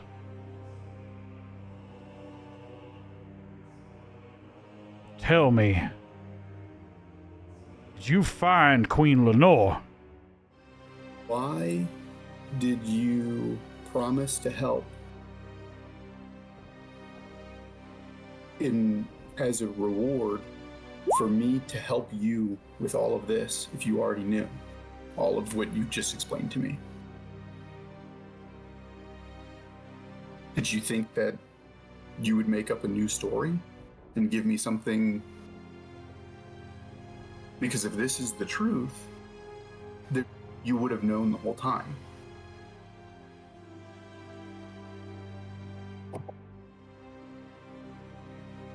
Are you asking him about the incident of Kesselholm, or are you asking him something else?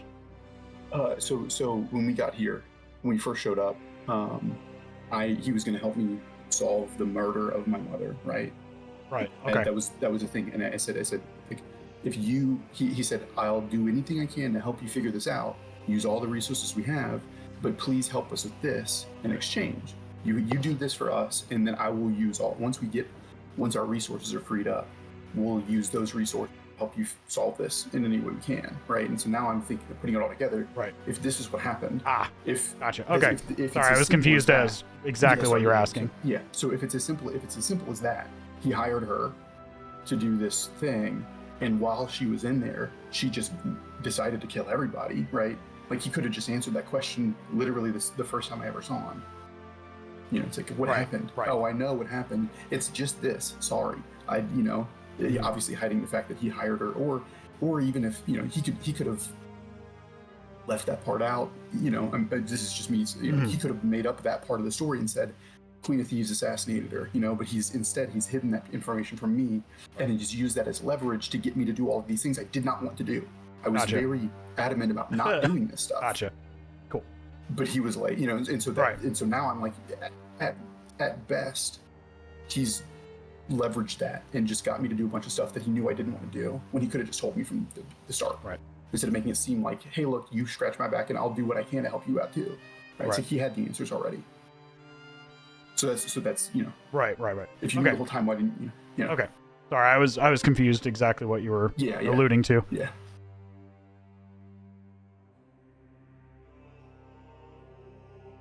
I'm not proud of deceiving you, Giorgio. I knew what occurred that night in Kesselholm. You and your mother weren't intended to be hurt. I had hoped to shield you from that fact and take it to the grave.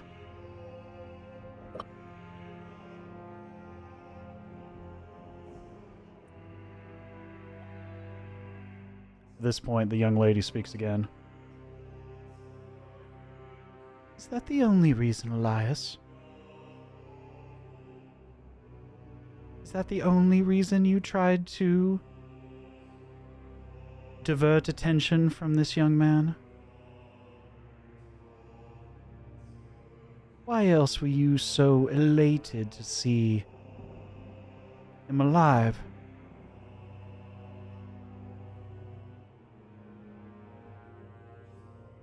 And you see him turn to her again. What do you mean?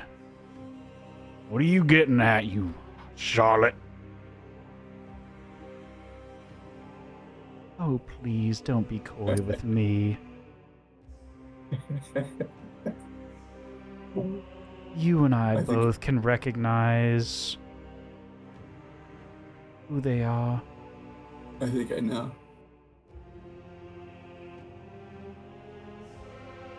That's a trouble for another time. It doesn't really matter, to be honest.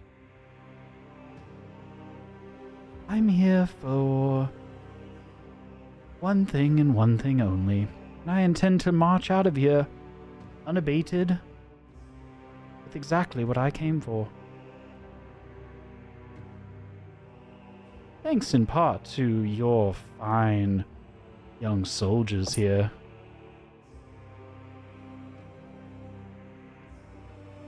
Your seals of the city. Hand them over. I do believe you have the phylactery, Stewart's seal, and of course your Lord Commander's badge, Lord Commander Elias Drexel. I'll be taking all three of those with me. You look now as Elias Drexel looks to the four of you. You found more of the... You found seals of the city.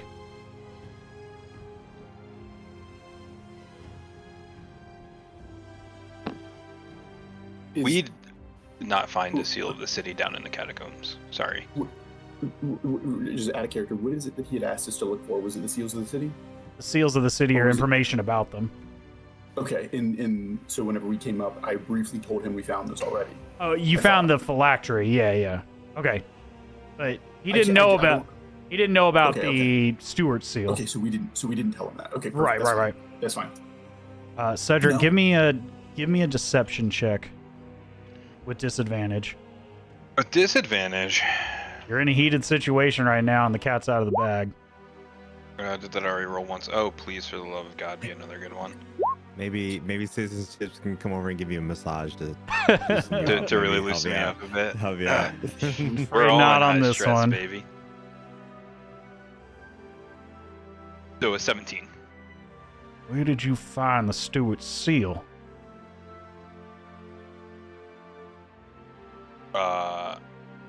I knew it was a steward's seal, right? When I Yeah, picked it you up. know what it is. It Yeah, was with the yeah. steward's letter. You kind of put two and two together. Yeah, and that was up in the It was in the turret, letter or describing in what the it clock was. Tower, right?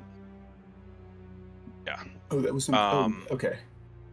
That was Yeah, the that's where item we that you initially found in found the nest from the Yeah, I forgot about that. the Crimson yeah, Countess. You knew that I picked it up. I just slid it into my pocket and did not reveal anything Smart. about it. Very cool. And somehow this bitch knows. With all due respect, don't try to hide anything from me. I've been following you all since you arrived in Emberwood Village all those weeks ago.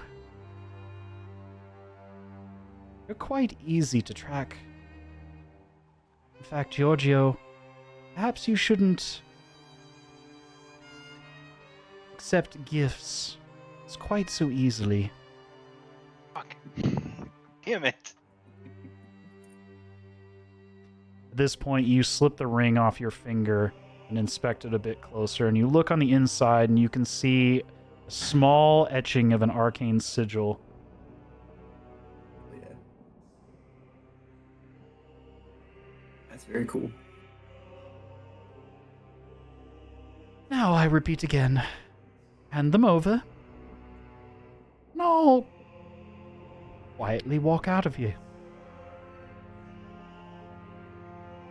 I have some rather important things to take care of today, and although this has been delightful to see you all at each other's throats, I don't want to be here when the burr starts to fly. I'm gonna hand my seal to the Lord Commander. Oh. Go ahead and just hand it over. Just immediately give it to him. Say, you know, we knew that we were gonna have to give these away, but the quieter we kept it, the better it was for all parties involved. And I just hand it to him, and I aside. And of course, the phylactery, Giorgio. I do believe you found that among several items in the catacombs. And you, Tim, Yeah.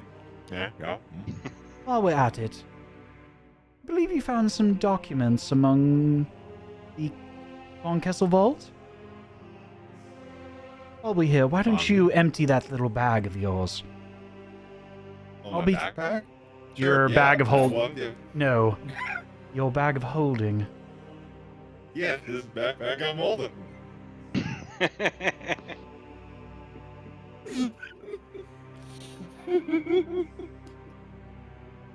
No. Empty it out. I'll be taking those documents along with the seals. At this point, Elias Drexel draws his And what if sword. we refuse? You watch, as you're saying this, and what if we refuse, Elias is already drawing his sword and beginning to, alongside Petra and Ansem, who are also drawing their swords in unison, beginning to move forward. And you see as the Knight Commander is beginning to press forward as well. And you see this radiant energy beginning to form at the end of his fingertips.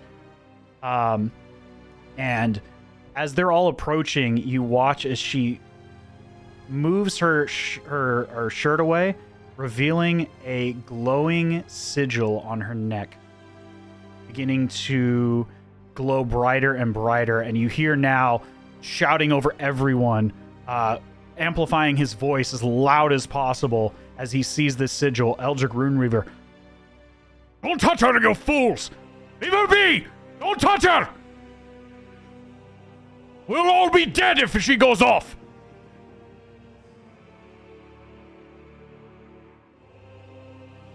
Perhaps you should listen to that one. He seems to know what's happening here.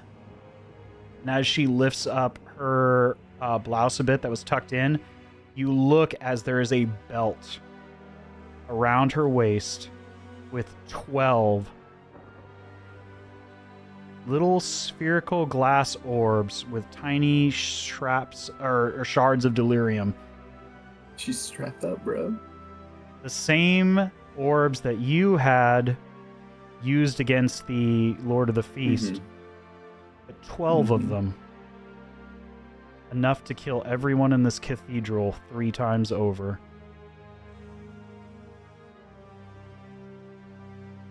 By all means.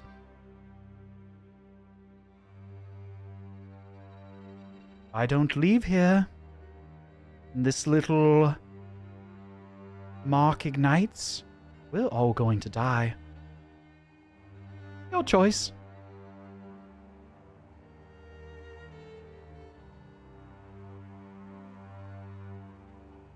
But I will say, Georgio, I would love to have a more face-to-face conversation in the near future. You're still more than welcome to meet us in a few days' time as we intended. Of course, this time I won't be speaking on behalf of Christian.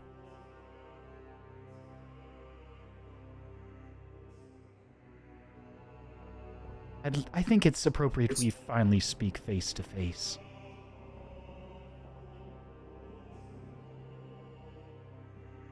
I still want some kind of answer before you leave today. Before I hand over anything.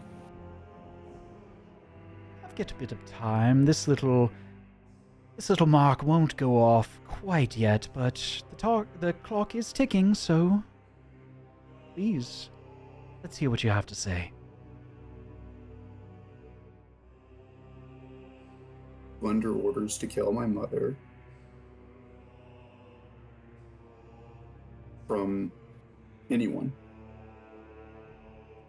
Was I ordered to kill her? Yes. No, I wasn't. Then why?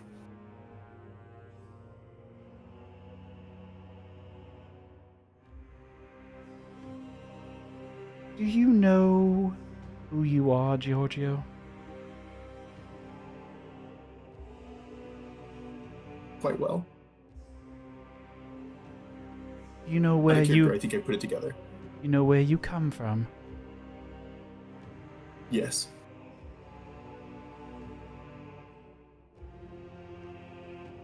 Well, then you should know why I can't have you roaming around. You and your mother.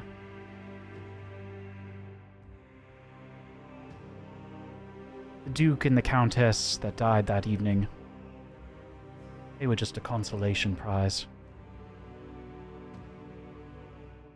You were both my intended target. In retrospect, I should have followed up a bit better with my ruse that evening. Perhaps we wouldn't even be having this conversation.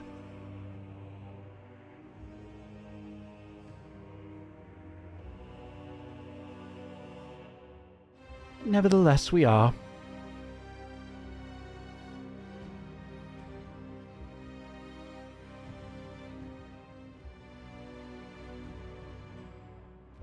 But, as much as I truly enjoy this moment, I think it's best shared at a different time.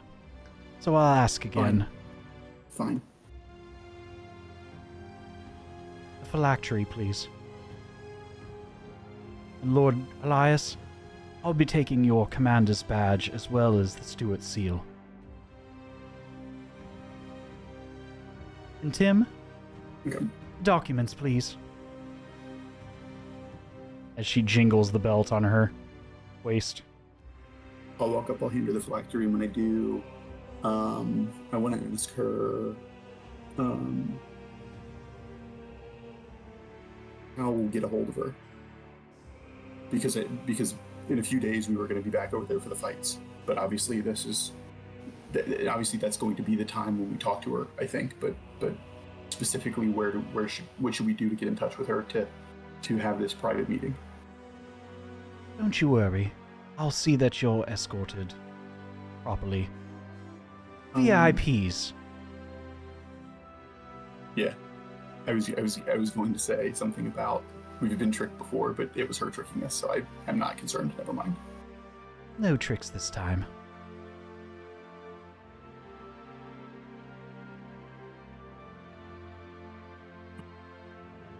And I'll hand it to her and I'll walk back.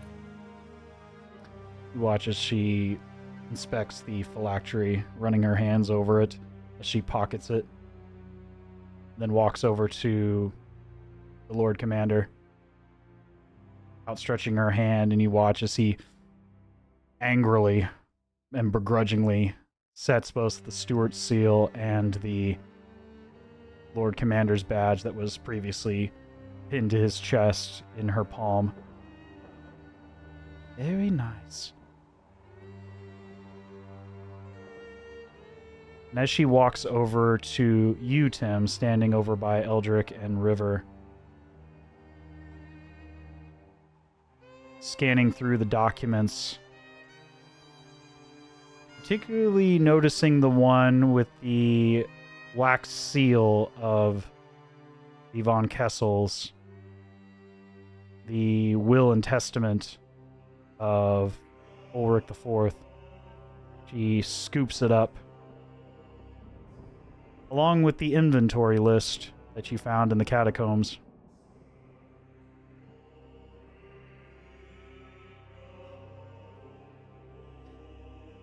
You can keep all this other... I'll even let you keep those platinum bars. In fact, I believe those were the consolidated reserves of the church. So, although I would love to take them, I'd rather see you argue over who they belong to with your associates here. You watch. JJ, pause real quick. Yeah, can go you ahead. Say that again? Can you summarize what you just said? I disconnected. I'm for sorry. about 30 seconds. Yeah, she just summarize. Just what did she just say about she took the she took the last will and testament of Ulrich von Kessel IV, and she took the inventory list containing the notes about the other remaining seals. Okay. She then noted that she could take the bars of platinum, but she'd rather see you all fight it out because it appears to be the remainder of the church's savings. So she said she'd rather you argue it out with the people here. Yeah. Very well. And as she's saying that and gathering the documents, Tim, you look as... Tim, Go ahead. just Tim, why didn't you just only take out the documents? Why did you dump the whole thing? Because she ordered it to, otherwise she was I know. Yeah, trust me, that's not. Listen, I would have loved to just fucking have Snips go and grab it and throw it, but you know what am I gonna do? I mean, you're welcome to try. No, girls got a nuke. I'm good. But as she steps closer, you look This as is extra Eldrick awkward. is intensely inspecting this young woman. His eyes kind of glossing over as you sense a bit of the arcane him. As he kind of tries to whisper something, not entirely able to say it silently.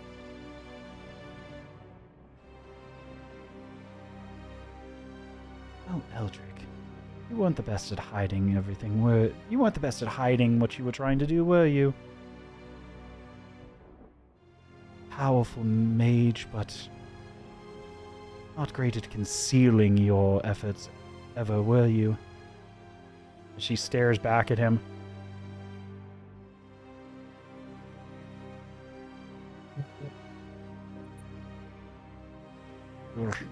This puppet you're using. What will happen to the young lady after she leaves here? What will happen to this innocent soul? Don't worry. After my little friend here has done her job. I'll set her free. And you can have her back.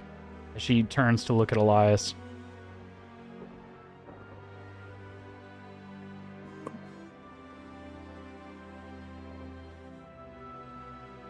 You watch as Eldrick still focusing intensely on this spell.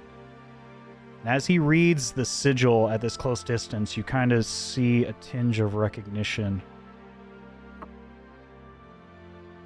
This, much like a signature, much like a style of a songstress, of a cook, of a writer, there are tells to magic. Although the base spell formulations and nature of the spell are generic, there's always that hint of the author somewhere among the spell. And you know this as well, Tim, that every spell has a sort of a tell, a calling card, if you will, that if you know the caster well enough, you can understand who they are, what they were trying to do. They always have some sort of defining feature about them. And you look as Eldrick kind of tries to find that tell, find that information in this sigil on the young lady's neck. Not quite able to, but recognizing a formal teaching in it. This isn't a self-trained individual.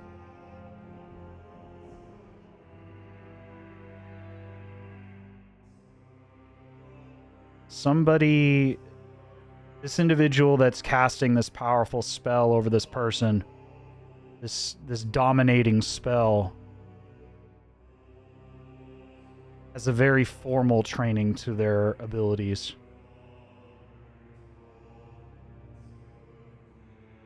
Very few people in the world can cast such abhorrent and powerful magic. I will find out who you are, one way or another. When I do, you will see the full weight of your actions. We'll see. But with that, I take my leave. You all have a wonderful evening. You watch as she lightly begins to walk out of the front door. What are you all doing while this is happening?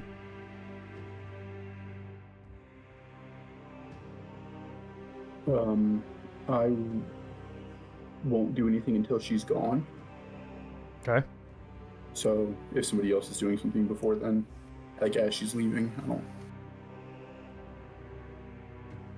Chugrulk, you feel the intensity of the blade shake once more. She lies. Deceit in her heart turned from the flame.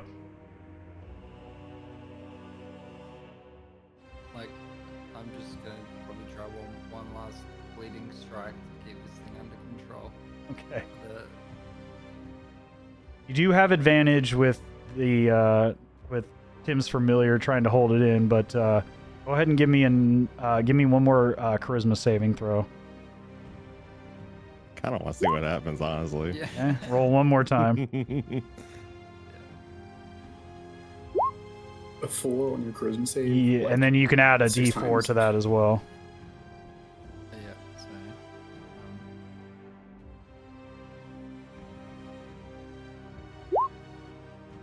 So. DC was an 18, so you just made it. Oh my god. That's incredible. That's incredible. Were it not for that Amazing. D4, yeah, you would have failed there. Amazing. But it's Amazing. a struggle. It is an intense struggle as you feel the will of this blade trying to push its way out, and you watch again, and you all can feel that kind of the zone of truth trying to expand out as the blade kind of keeps trying to push its way out of the sheath.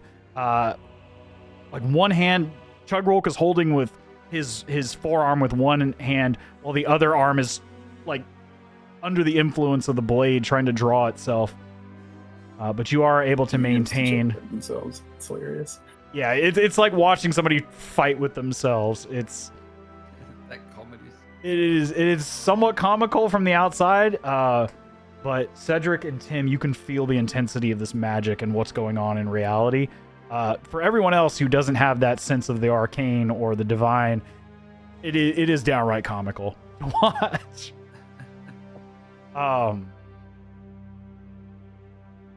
But until another time, I bid you all farewell. He watches she begins to walk calmly out of the cathedral doors, leaving you all to your discussions prior.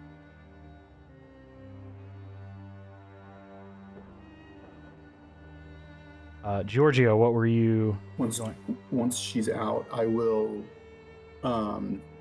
very angrily walk up to Elias and grab him by the collar and say, "Do you know who she is? Who is she?"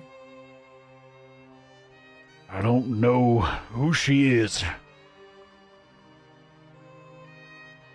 I have a suspicion, but I'd rather not share it here.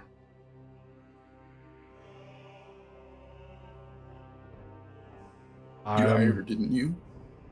I did. It was many years ago. It is not a decision I made lightly. I ask that you sit with me in private and we will discuss this. Your companions are welcome to join. I'd rather not share it here this time. Do you understand? It is a matter of sovereignty that I cannot share among these people. I will not say anything. I will let him go, and then I will punch him. Okay. No need to roll at this distance. Yeah, 100%. He lets it go through, and you punch him solidly in the jaw, almost knocking a tooth out with your large Goliath fist. As he sort of steps down to one knee and he watches the hooded lanterns kind of step forward, but he puts his hand up. I deserve that. Good swing. I deserve that. At this point, you listen as the Knight Commander steps forward again.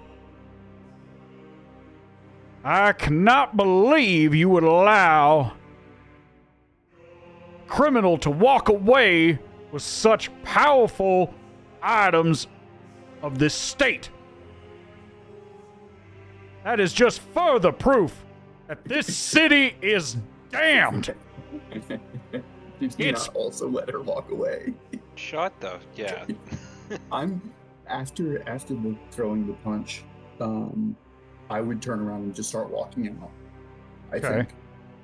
So when he steps up to do this, I think, unless something stops me from that, I would continue to walk. I'm not concerned with him yelling at the Knight Commander anymore. I mean, him at the Lord Commander anymore. As you walk away, you hear the Knight Commander call to Ophelia. Ophelia, complete the consecration of this cathedral. Men, I'd like you to begin securing the cathedral. And I want her restrained, as he points to Lucretia Matthias. At this point, the individuals that arrived with Lucretia begin to step forward to kind of surround their leader.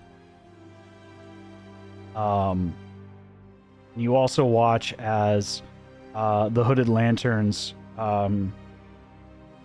begin to take position.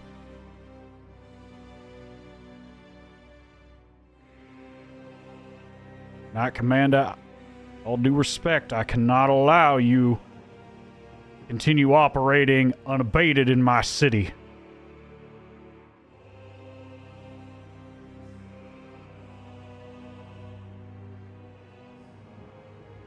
I will ask that you, at this time, either step down or leave here willingly.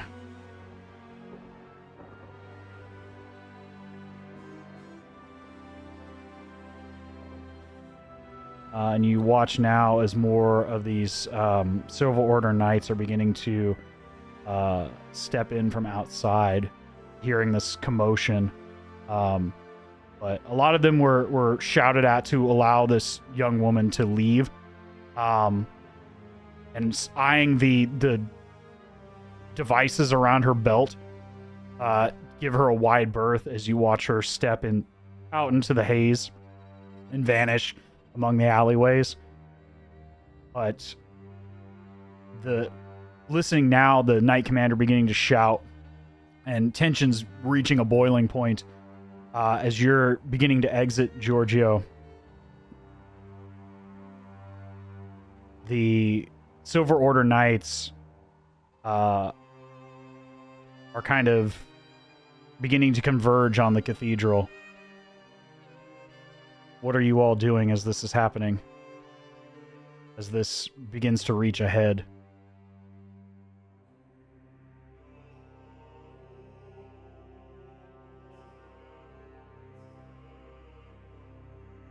I think I'm unconcerned.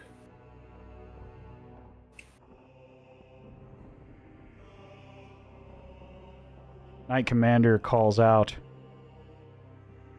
to you and to your companions. You all are not without fault here either, I understand. You killed a number of my men at the Chapel of St. Brenna. Do not think that will go unabated, child. We will have this conversation later on.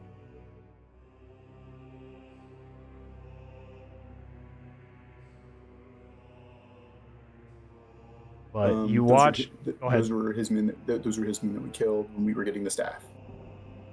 Yeah. Okay. I mean, they shouldn't have been there. I mean, Yeah, we knew what they were doing. You watch as the falling fire surround Lucretia Matthias and urge her to leave. Some of the knights try to approach, but you get that same sort of charged energy again once more. It appears that we are unwelcomed here for the time being. She looks to you all. I'd like to have a conversation in the future, if you don't mind. Fucking everyone wants to talk to us. We're doing a lot. We're just so popular.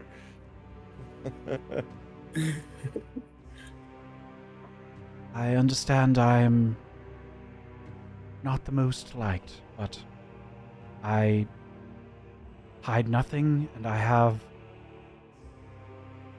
only wish to discuss the truth. So, when you've conducted your business and you find time in the future, please reach out to our followers in Emberwood Village, or you can come and find us at the... I forget the name of this location. Give me a moment. I thought you were pausing to get out your little business card. Nope. My Please, notes. you can find us here. Yeah, find us. Yeah. The QR code is on the front. You can find us at St. Selena's Monastery. It's not too far from here. Just outside the walls. A bit closer to the crater. Georgio, you would remember that the St. Selena's is, over many years that you remember it, it was one part a monastery as well as a church-ran hospital and what's the term for It's a nice term for a crazy house. Sanctorum? Sanctorum. Sanctorum. Yeah. Sanctorum Thank is you. right. I thought Sanctorum was the word, but That's right. Yeah, it is. Do I have any personal history with it, or just knowledge? you of it know being of used? it. That's basically what you would know, having been a citizen of the Okay. city. That it was there to treat individuals. It was never a place like a negative connotation, but it was Mhm. just the Sanctorum in general kind of has a negative connotation to it. But it is the location that they've established their presence in. And Tim, the pamphlet that you were given had the same information, Got it. kind of Um, corroborating that statement. I'll tell her. I'll say we're familiar with the location, and nod at her. Very well.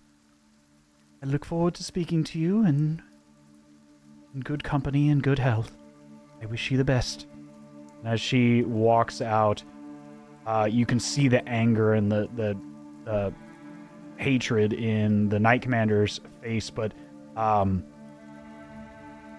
those you can tell that they're giving this person a wide berth, that they just simply don't have the means to restrain them.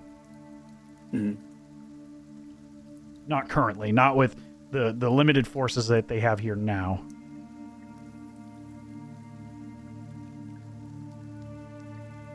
As well, you watch the hooded lanterns begin to group up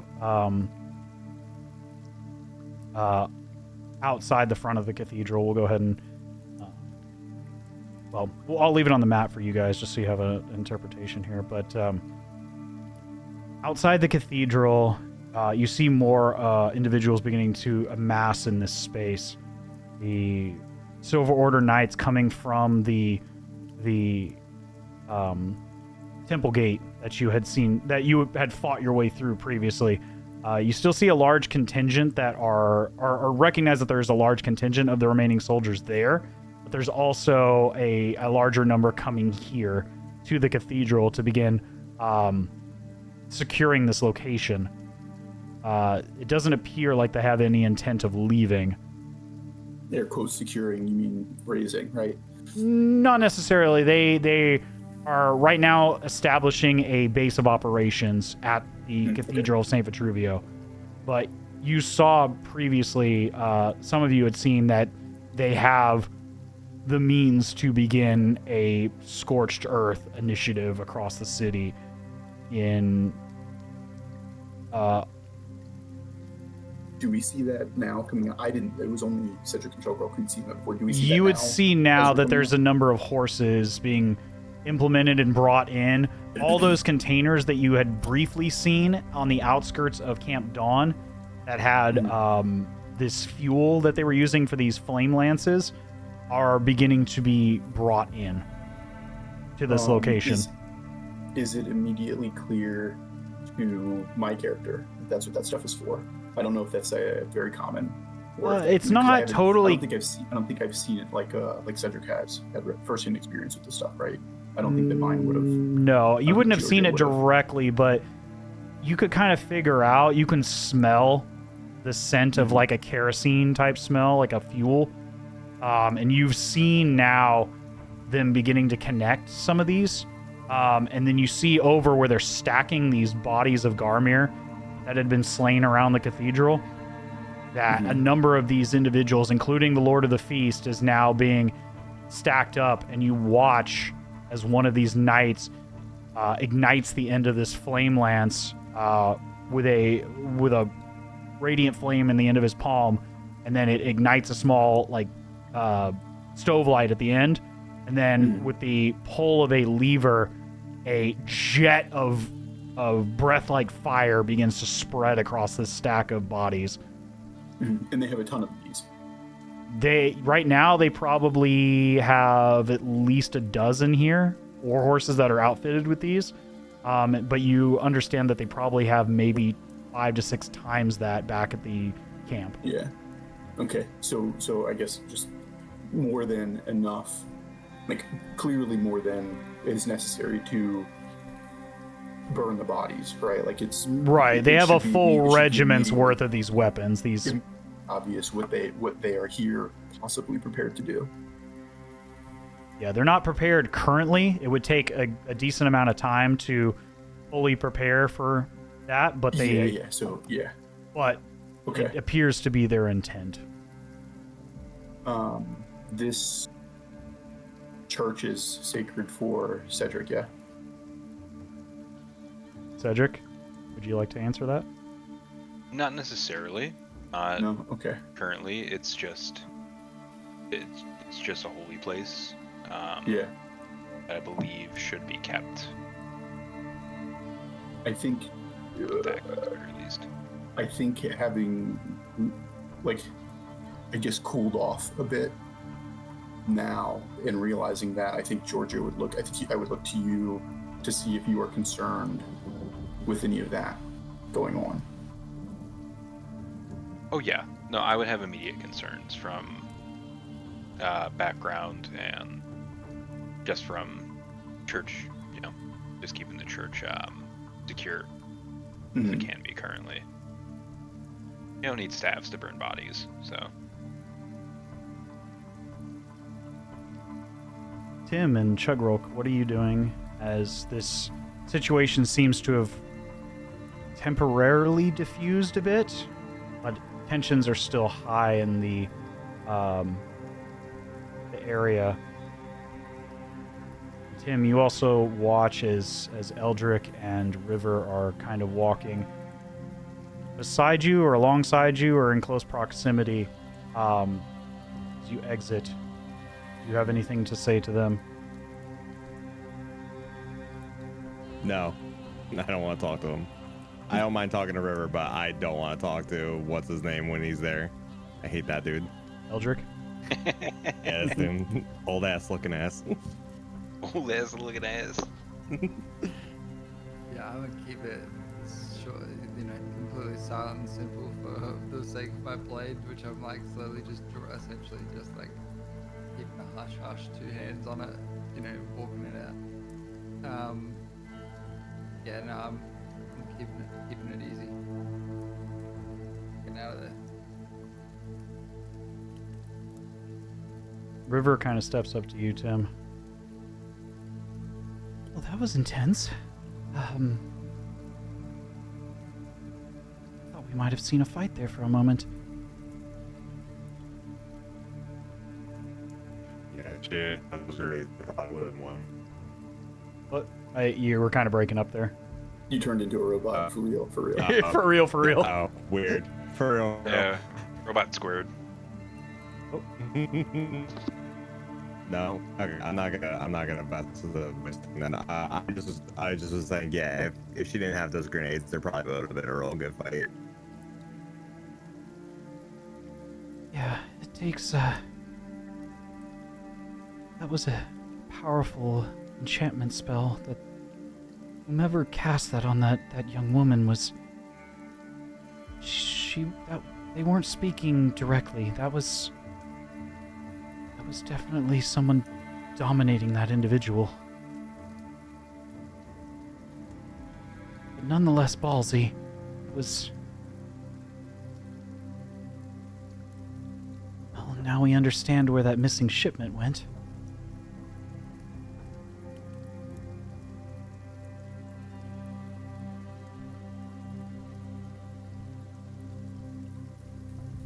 You recall that River had mentioned that some of their caravans to and from Emberwood had been attacked and disappeared in the past. Mm-hmm. And it seems pretty likely that's where some of these weapons had come from. Right.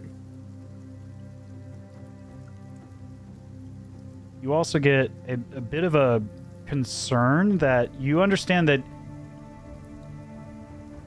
the Amethyst Academy has claimed that their use of delirium is to help individuals of the continent, but yet you see these powerful weapons being made with it. Having seen and used one in yourself, you understand that that 12 of them would have easily killed everyone in that building had they gone off. Mm-hmm.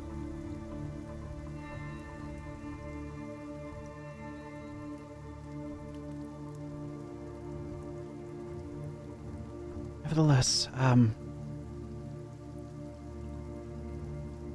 I need to speak with Eldrick a bit further, as well as some other individuals, Tim. I will be in contact in the next day or two, though. I do have some other concerns I'd like to speak with you about, if you don't mind. I'll be waiting to hear from you. Very well.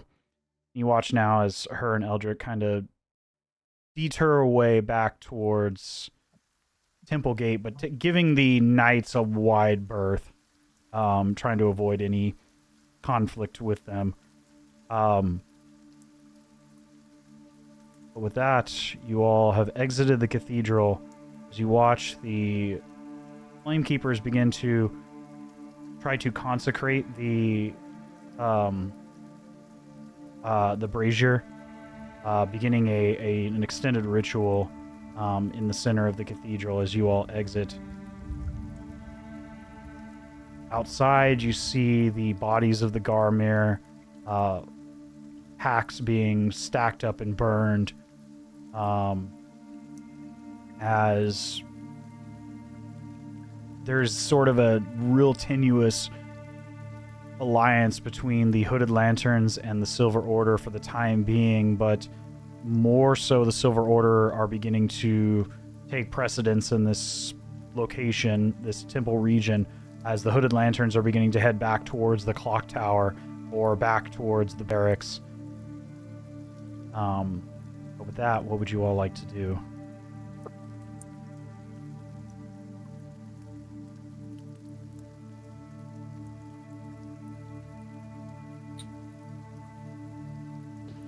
We're all out of the chapel now, right? Yes. Sorry. Yep. Yeah, you can either... You watch as many of the Hooded Lanterns, accompanied by Elias Drexel, as well as Ansem and Petra, are beginning to head either back towards the clock tower that you all secured prior, or back towards the barracks. In one direction, you also see a number of the knights heading to and from Temple Gate. Eldrick and River have kind of gone their own way and stepped out of sight at this point. You are not unwelcome where you're at, but depending on where you go, questions may follow. Before we leave here, I think I would look to Cedric, and having seen the concern and seen what is going on, I think I would ask something like, do you think that they're about to raise the cathedral?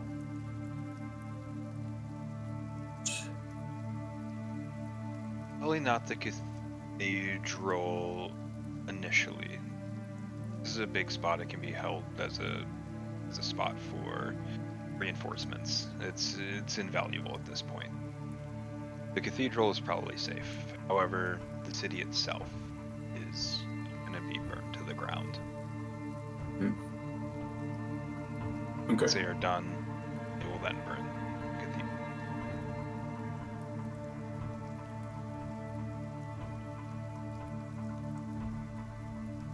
Okay. At least then, no. I guess we don't need to take any immediate action then to prevent that. The cathedral is safe. At any point, is St. Joffrey close by at all, or did he stay inside the? He had escorted you in, and now he's kind of during that whole conversation, he had kind of waited beside you. If you'd like to find, he's within earshot or within close proximity to the cathedral itself. You don't see the Knight Commander, but you do see Joffrey just outside the doors as you exit. Okay, Yeah, I'm just gonna turn to him real quick. Okay. To say I would love to talk to the Knight Commander, but tensions are a bit high right now. It might not be the most fruitful conversation. However, anything that you can do to slow the progress, don't put your neck out, but you're a smart individual. I think that you can figure out what's going to happen to the city. And I think that we can figure out that it might not be the best thing for it currently. We can discuss later. I understand, but orders are orders. But I will have a conversation with my superiors. Perhaps after that conversation, a parlay can be made between our commanding officer and your company. But it will take some time. I would recommend that emotions need to cool a bit before any pertinent discussions are had. Of course. We'll give it time. We will converse later, though.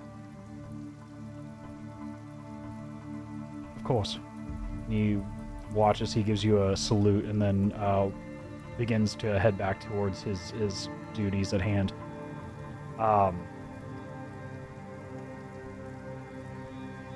Chugrulk, outside the busier area of the cathedral and the intensity of the whole ordeal, you hear the voice of Ignatius begin to quiet down for now. But you feel the presence of the blade at your hip, a slow hum at all times. Occasionally, as you walk past more of these bodies of Garmir, you hear the voice a couple times. Horrid creatures. In times of old, my partner, Saint Vitruvio, would do right by smiting these creatures from the world. You too, my friend, will show this world your righteous fury.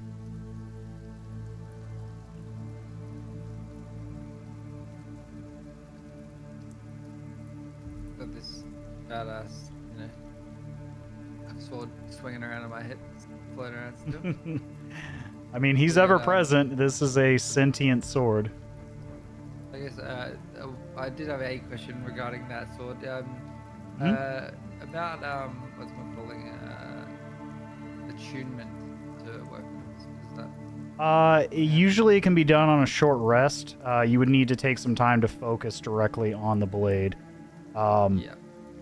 I think I haven't yet done that. I don't. No, not yet. No, we haven't had an opportunity to. Yeah. No, I was just thinking about that before, so that's all good. But yeah, other than that, I'm looking at following up, getting out of small enclosed spaces with lots of liars. There's a couple of my main ones. I'm taking that sweat off the brow. Got some internal pain. Feel fixated. I was about to have to take some damage points. I was gonna say. But no, I think at this stage I'm kind of just still figuring out where I'm sitting with this blade. Readjusting my goals as it's been apparent that I need to, being with all of these close calls. But I think that is probably the big one for me. I'm not really sure what way that's going to lead me in directional choices. So I'm pretty much go with the flow for where we're headed. That's where we're still landing. Okay. As you exit the cathedral, you all a bit shaken, to various degrees, hauntings of the past, endeavors coming home to roost, traumas of your childhood and earlier years also coming back to bear fangs. You have a choice. You can head back to Emberwood Village in a reasonable amount of time, back through Temple Gate, or you can head back towards the barracks, or back towards the clock tower. Where would you all like to head? Have safety in any of those various locations. I would like to go to wherever Elias Drexel went to. They were headed back towards the barracks. At least he was. Ansem was headed back towards the clock tower, and then Petra was accompanying the Lord Commander. Okay, so barracks for me. What about the rest of the group?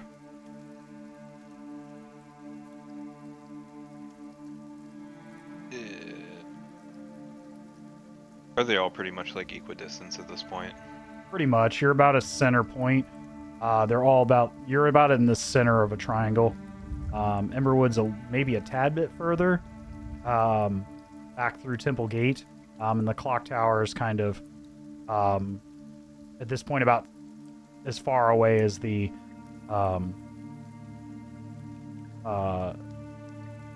barracks, given that everything's kind of been secured along these three routes.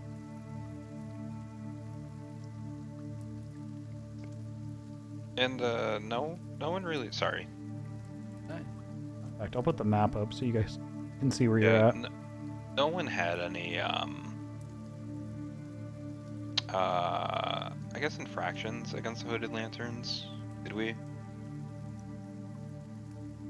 I don't think we really did anything to super piss them off or to where like we antagonized them in our past givings at all. I don't think so. Other than the death of Lenore. Yeah. Might be I a would bit probably antagonistic. go to the barracks. I think it'd be the safest, at least for me, and to go to a place where we have the least amount of people killed, possibly for that faction. Right. Which numbers are they? Right now, you all are at number 11. Clock Tower is number 12. Emberwood Village is further south, just off the map in kind of the southeast corner there. Heading through Temple Gate, down Champion's Way. I'm sorry, no, that Temple Gate is number 4. Heading, you would need to head across the river. Yeah, so Emberwood Village would be the furthest to go. Clock Tower and the barracks are about equidistant. One being about northwest, the other one heading northeast. Yeah. I'm probably gonna follow Giorgio to the barracks.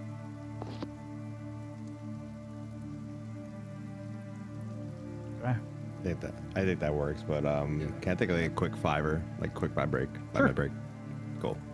Yeah, we can go ahead and take a quick bathroom break. Alright, I'll be right back. Whew. I need a breather too. That was a lot of flip-flopping between people. Yeah, no kidding. I have markers on like 6 different stat blocks open right now. Oh my god. It's hilarious. Oh.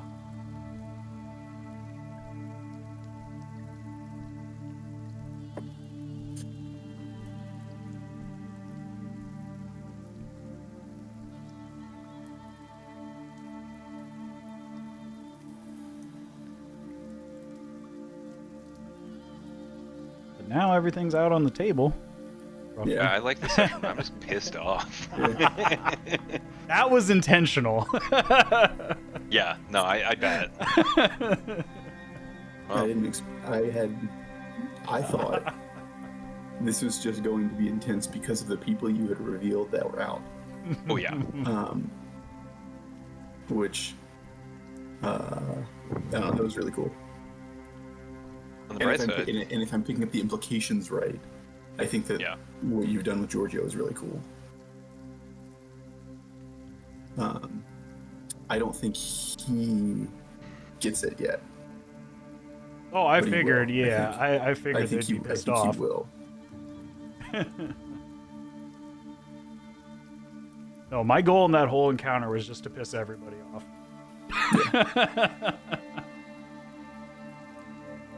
No, that one individual was just, flicking matches at everybody's open flames. Trying to see who would light first. Yeah.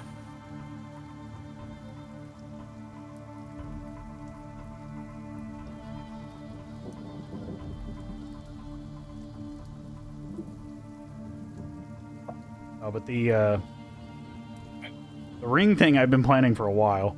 That's fantastic. That's fantastic. And you don't have to answer the question if you want to keep that ambiguous. But I'll ask while everybody else is gone. Are you? Because I don't know who was written. I see Vinci's here and he's wearing his headphones, so I realize it's fine. He can. Oh well. It's all good. Yeah. We didn't, when we came up with the backstory for my character, we didn't talk about anything about my character's father. Is that what you've done here? Is okay. Fantastic. That's fantastic. Hey, y'all gave me backstory. You didn't think I was going to use it? No, I mean, we've used a lot of it already. I didn't think you were going to change it. Yeah. I didn't think you were going to change it. It's fantastic.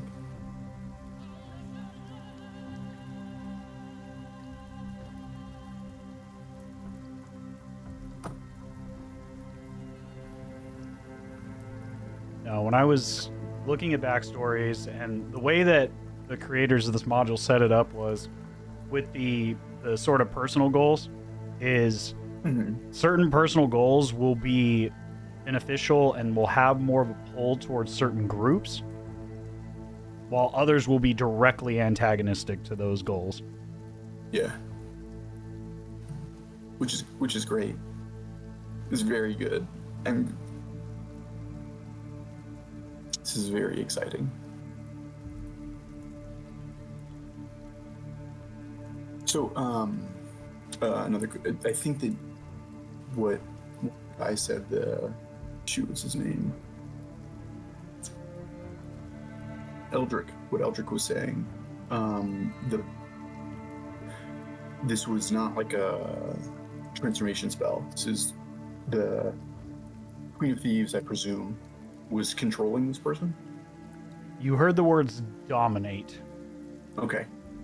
Okay.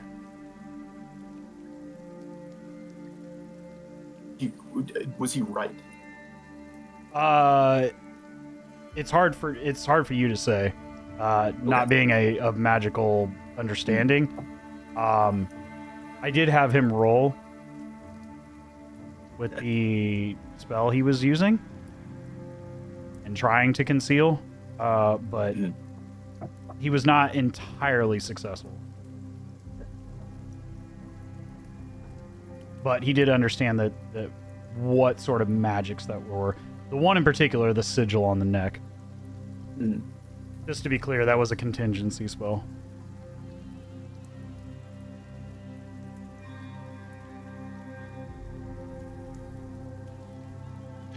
And Skrullneck really made it out. We're never gonna learn what he did, how many people he killed, who he killed. Sounded bigger and better things. Might bring him back later on. We'll see. Guest appearance. Little guest appearance, yeah. We got to delve a little bit deeper into Chugrulk's background as well. Finally get a little bit of that. Nobody's ever asked. Why they're here in the there's city. a $12,000 or 12,000 gold bounty on him.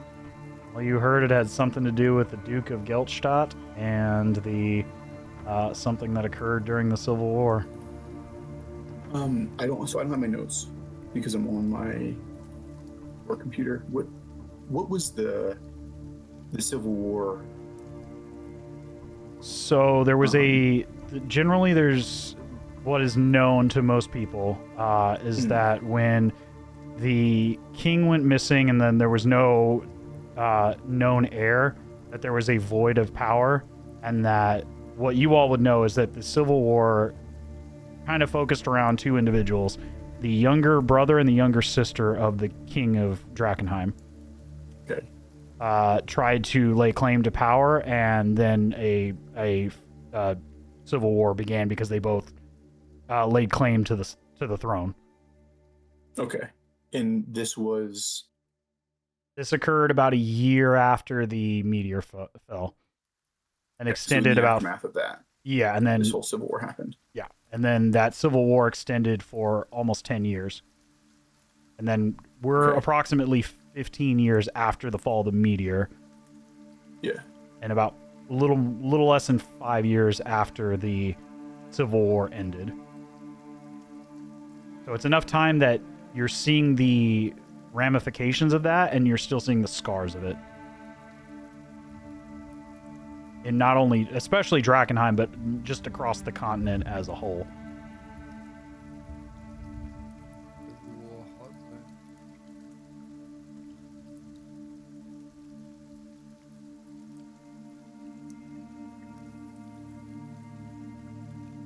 Because although the campaign itself takes place in Drakenheim, which is the capital city of Westamar, which is one of the 3 countries on the continent.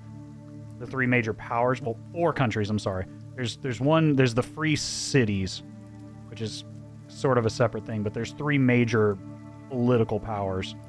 There's Illyria, there's Caspia, and then there's Westamar, are the 3 countries.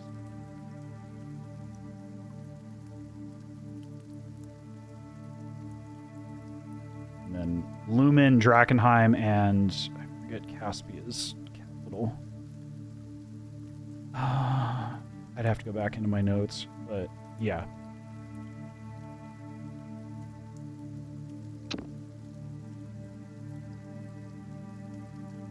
Might even have in that new expansion book, I need to pull it up. I might have a whole continent map that I can send to you guys. Or pull up. I need to add that. Yeah. In this original module, that wasn't included. Because it's not intended to be part of the start of the module. But the new thing adds to the expansive world, but it helps with the understanding of like the layout of the city or the continent as a whole. Okay, there you go. Sorry, Ashley was talking to me about Baldur's Gate 3. She's trying to beat the gnome. She's trying to do the gnome camp right now. She beat 2 of the 3 bosses already. I'm sorry, not gnome, goblin. Oh, the goblin camp. Yeah. Okay, so she's trying to beat the leaders. Yeah, she, I don't know which were the other. I know she beat Minthara. I don't know the other one that she beat, but she beat 2 of them so far. Probably Gut, and then Gut and Minthara are the 2 that are separate. That makes sense. And then, Drow Ragslin's the one that's usually the last that you beat up, because he's surrounded by more people. He's the hobgoblin.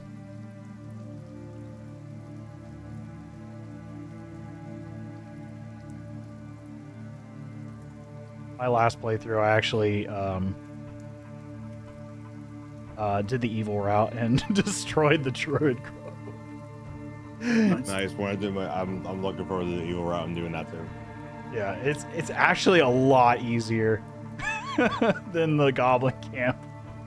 Because by the end of the Goblin Camp, you're pretty like, I'd say you're like at least a third, if not halfway through level 4, if you do a bunch of the other side stuff. So you're not quite at level 5 where you become a lot more powerful and you have more AoEs and like extra attack and stuff. So the enemies are a lot more on a level playing field than when you're in the earlier phases. Right. Once you get to level 5, things get a lot more intense because you get extra attack, you get level 3 spells, and You were at level 5 when you went into the goblin camp. You could just smoke everybody. Easily smoke everybody. Like, especially that opening area where you're in the outside with the ogre and the Oh my big God, I fire hated pit. that. Yeah, Hated you it. can just waste everybody in there pretty easily. Yeah. If you guys are ready and back from break, we'll go ahead and jump back into it. Probably go for another maybe 30-ish minutes. Not too much longer, but enough to get to a conceivable conclusion for the evening. As you all make your trek back to the Hooded Lanterns barracks back in the northwestern portion of the city, just outside of the walls. In fact, I'll come back and put image for everybody.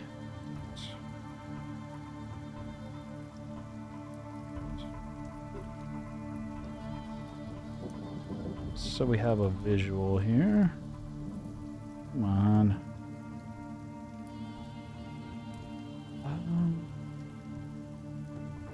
They had it somewhere around here. Nope. It's not the one. Oh, here it is. Nice. There we go. Back at the Hooded Lanterns barracks, just outside the parapet walls of the city of Drakenheim.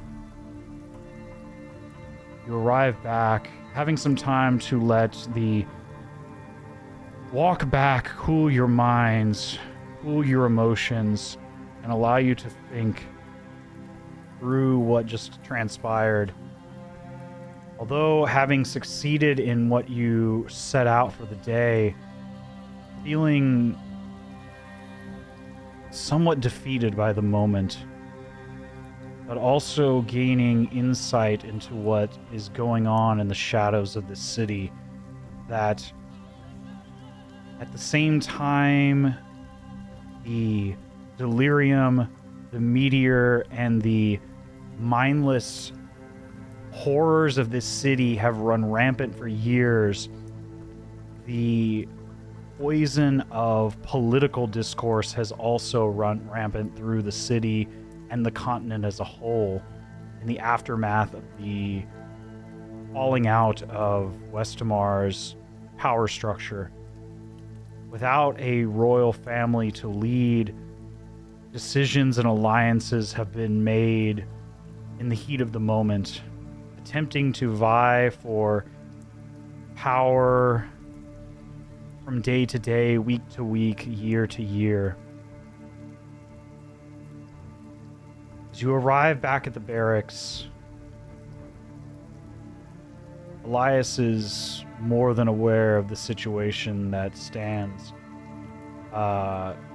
He calls for the cooks to gather some meal, or gather a meal for you all, as he asks Petra to accompany you all and him back to the commander's quarters in the war room to the south side of the barracks. Asks the cooks to gather a bit of food, a small bit of wine, and some fresh water, as you all are brought in to have a discussion amongst yourselves and discussion with him. Now, with the faults of the past left bare for everyone to see, he sits down at the head of the table, looks to you all. I understand you will have some questions. I certainly do. Well, let's start with the heat of the matter and not pussyfoot around then. What would you like to know?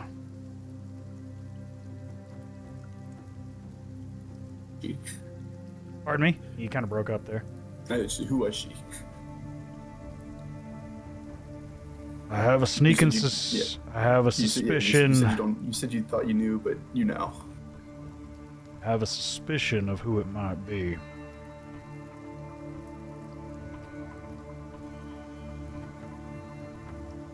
At this point, he sits up and goes to one of the, there's racks of various maps rolled up and scrolls kind of thrown into kind of the,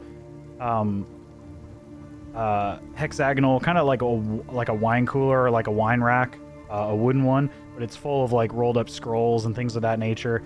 He looks around and tries to find one in particular. Let's see if did I save this as a picture for you all?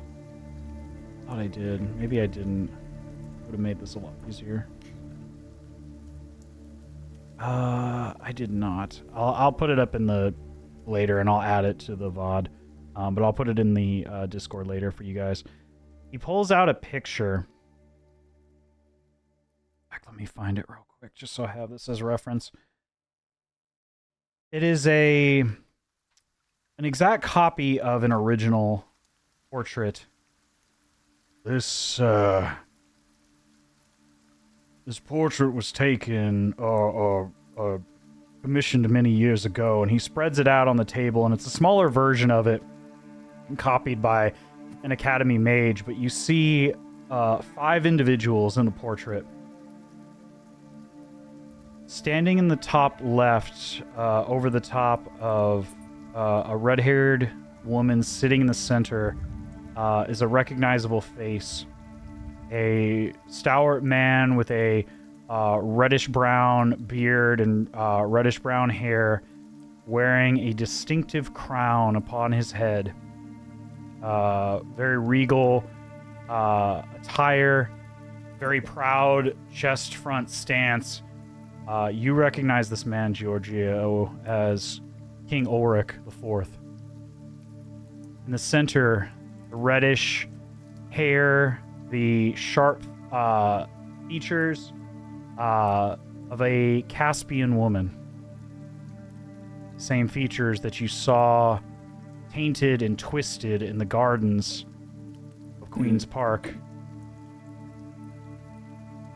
This is the figure prior to such an ordeal, the face of Lenore von Kessel.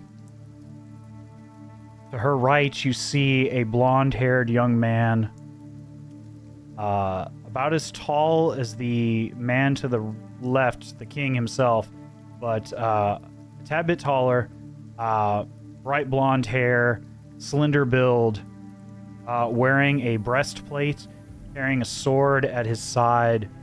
You recognize this as the heir apparent, the first prince. My apologies, I forget the name. I'm sorry, Leonard von Kessel. You would remember this figure, having seen him several times as he trained with the Lord Commander as well as members of the Hooded Lanterns back when they were the Royal Guard of the city of Drakenheim. In addition to that, you see 2 other younger faces, children. First, about chest high on the seated Queen Lenore, wearing a duelist attire and a red cloak. Long hair, still, although a bit of a young boyish face, still feminine. You recognize the face of a young Katarina von Kessel, the first princess of Drakenheim. And at the feet of the Queen Lenore, in a velvet, like almost not quite infant, but not quite in her later single digits, quite possibly a 5 or 6 year old young girl, bright blonde hair like her brother, the second princess of the royal family, Eliza von Kessel.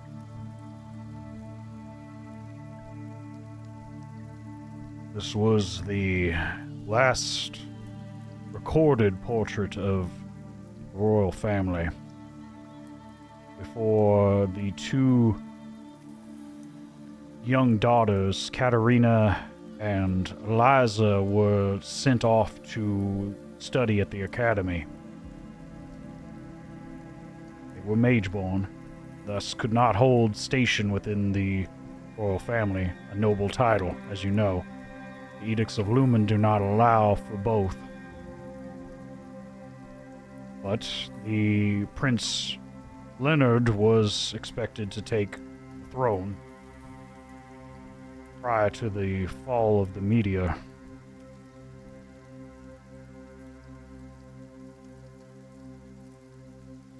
After the incident and the Civil War, we lost all contact with both princesses and Leonard, who was with his father inside the castle at the time. We reached out to the academy post-incident, but they had no sign. The youngest daughter of the Von Kessels was perhaps in her mid to early teens at the time. Katarina was 17 or 18, just reaching her adult years.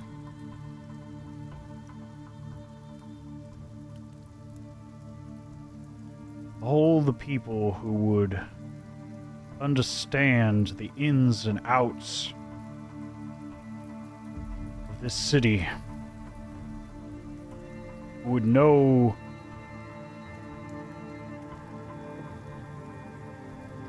who you are, Giorgio.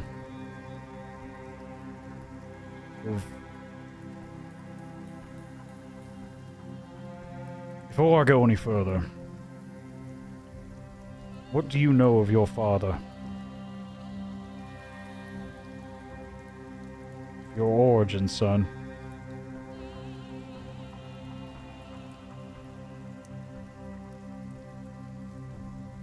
I don't think I remember my father.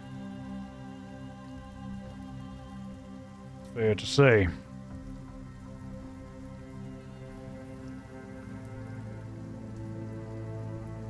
You were never intended to know. Your mother, the first attendant and lady-in-waiting to Lenore, she had suspicions, but she kept them to herself. See, King Ulrich and Lenore, this was an arranged marriage, not one of passion, but a political purpose. As such, they never really saw eye to eye as husband and wife, but as king and queen.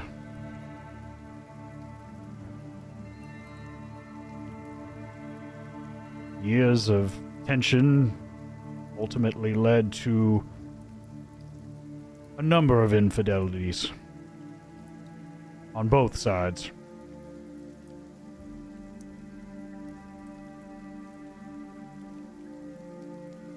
I'm not 100% certain, but I can say that I have a strong suspicion that your birth was a result of one of those infidelities. Giorgio, I do believe that you are the son, an heir apparent to the throne of the Von Kessel dynasty.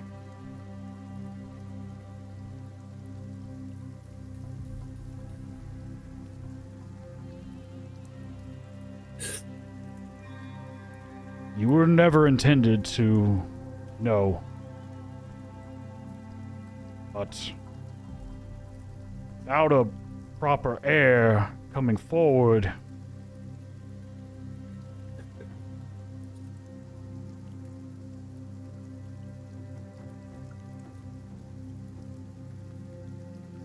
you could potentially take a seat on the throne. No, I should say you are the only one currently who can take a seat on the throne. We are aware of. Just out of character, JJ, this is insane. You're crazy for this. This is not something that I wrote into my backstory. Nope. I know it's not. I'm letting them know. This is all like. This is insane, actually. But Georgio will be sitting in stunned silence. we need a number of things to prove this claim to the throne.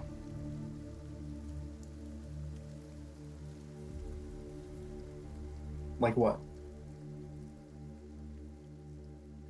Among the vaults, did you happen to find the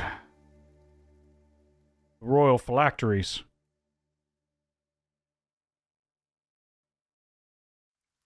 Yes, actually, we did. We didn't take them. Yeah, you did. Oh, we did? Okay. Yeah, remember they got snatched from us.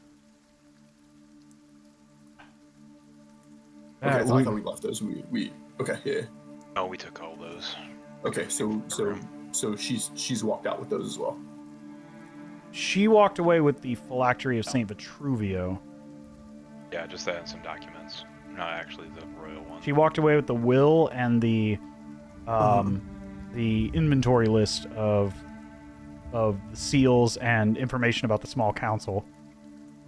And we left those on the ground when we dumped out the bag. I would imagine Tim probably picked them back up along with the bars of platinum.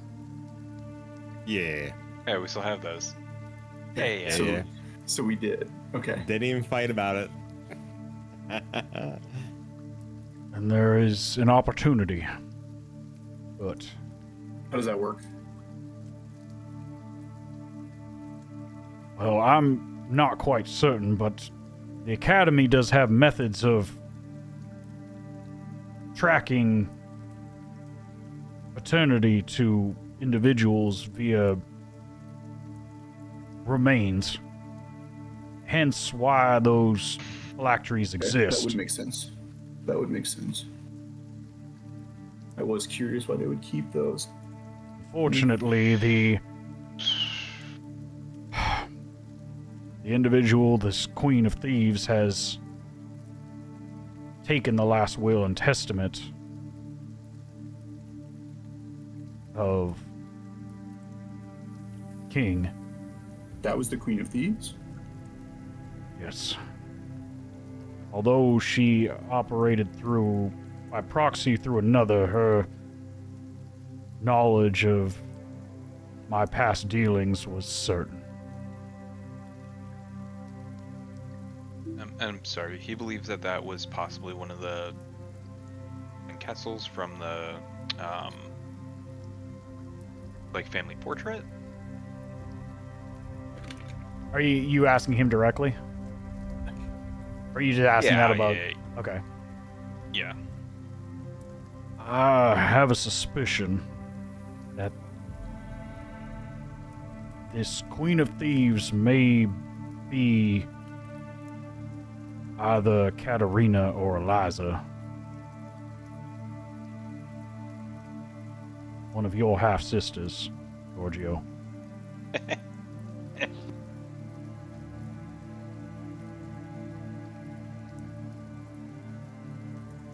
Only they would know such detailed information. What roads are you going to your side of the family today? Pardon me? Just saying, a lot of roads are you going into their side of the family today? King, Yeah. Queen of Thieves.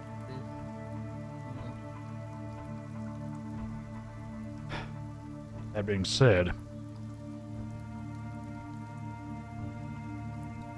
that last will and testament is of vital importance. It is also vital that we find all the seals of the small council. I'm sure you heard that what Eldrick was saying. about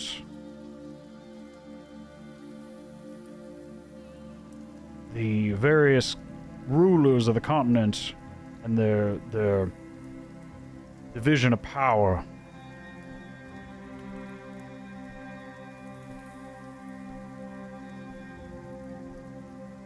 We need all of the seals of the small council tuned to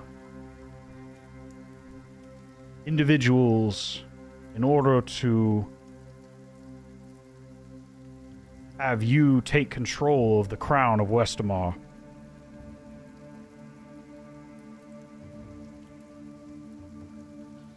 At that time, all the defenses, all the magical enchantments upon the city will be at your disposal.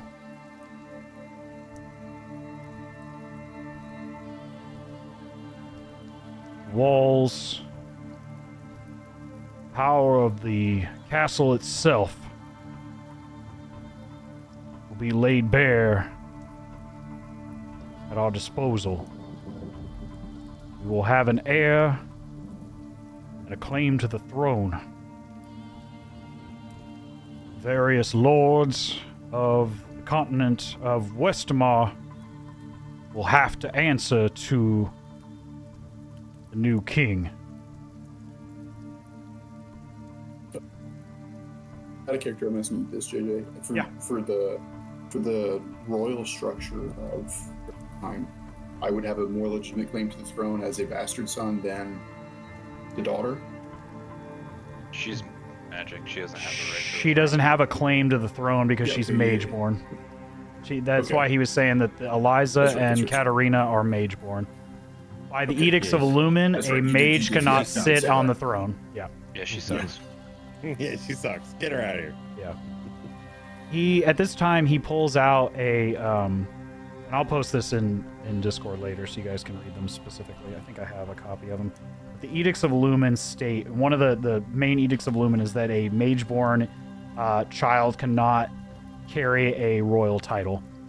Because it separates those powers. Because the reason being, just as you heard, it begins to piece together, and this explanation now that, you know, these two children, these two daughters were mage-born, and you had heard the back and forth between Eldric and the Knight Commander about the Sorcerer Kings of old, that this Edict of Lumen, this one of these commandments was basically that to prevent that from happening again. From a magical, from a sorcerer or a mage holding political power. That it's this separation of church, state, and magic. Yeah, makes sense.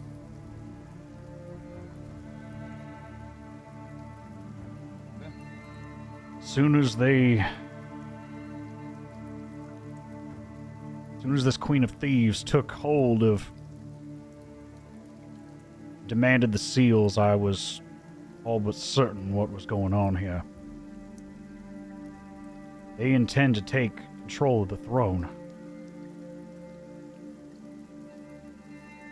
Only a select few would know of the power of those seals. And even fewer would have the power that they demonstrated in that cathedral.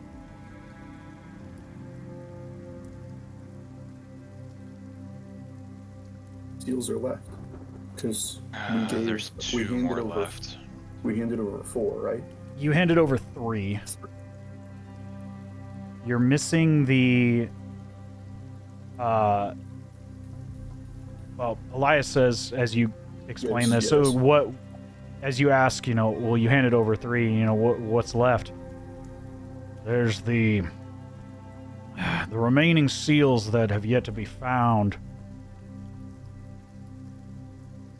are the Spy Master Signet Ring, the head of espionage and information gathering for the city,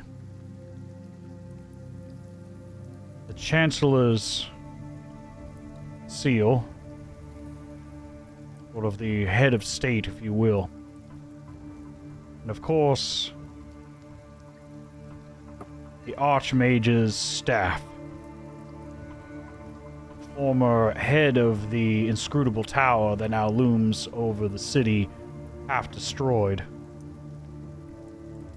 And as he says that, Tim, you would know that every one of the mage towers that are scattered across the continent, in all corners of the continent, all have a similar sort of a powerfully attuned item of recognition. Not unlike Eldric's staff, but are directly attuned to not only that mage tower, but in this case is also a symbol of the city of Drakenheim.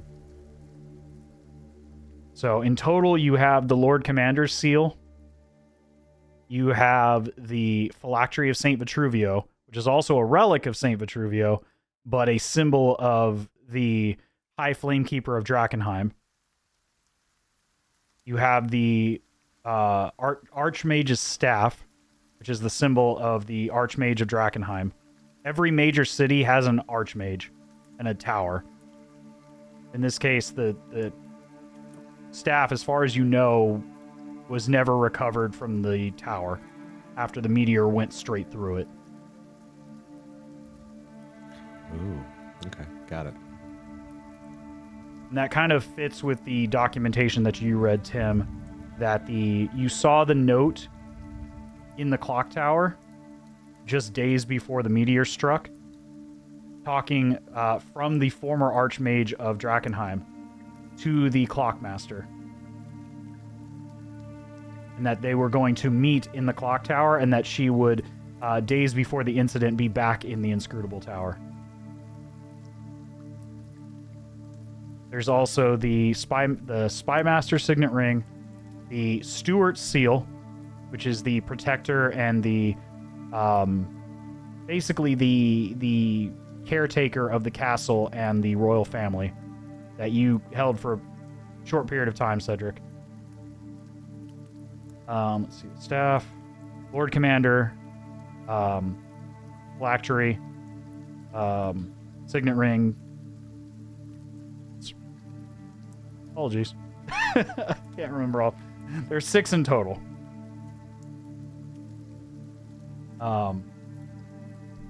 That the ones you have not seen in your presence yet are the signet, the Spymaster signet ring, the Chancellor's seal, and the staff.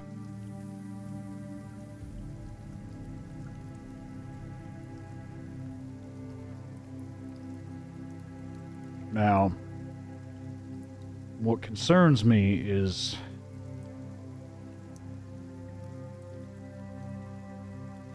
one of the daughters of former King Ulrich is in fact this Queen of Thieves. We stand to face a dangerous enemy.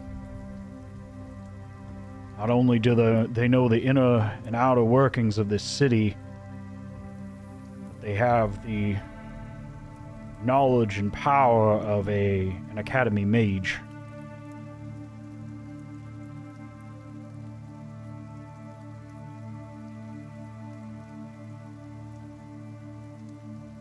I never have guessed that was who I was dealing with all those years ago.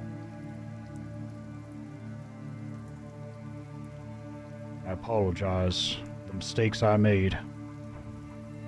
But had the war gone on and continued,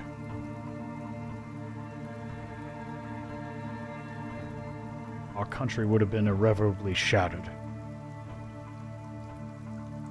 The people are the country of Westermar. They are everything. Without the people, we have nothing. We have no home. We have no country. I had no idea that day that she intended to take your life as well, Georgio, and the life of your mother.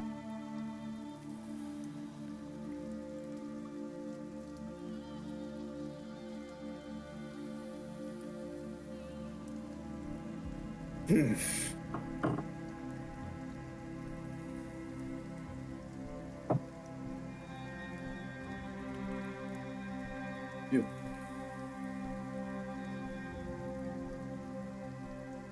I've already come to terms that history will perhaps remember me as a war criminal for the rest of my days and all eternity. And that is a scar I will bear.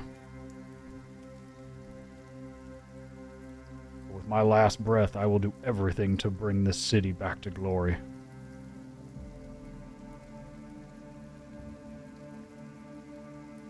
You have my solemn vow I will do everything in my power to see that you sit on that throne.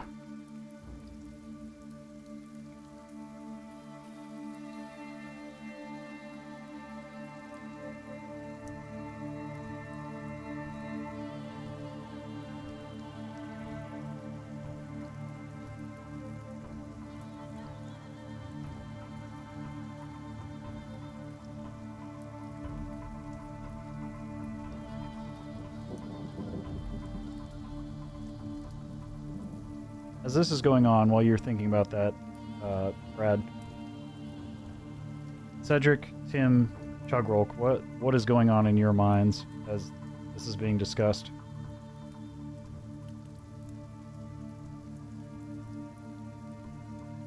I'm thinking there's been a lot of deceit, and just a lot of maybe not misinformation, but withheld information that has, come about over the last little bit. I don't know if I fully trust what we're being told from the standpoint of a possible heir to the throne, because we don't have anything to really kind of go off of outside of just trust of his word, from what I could tell.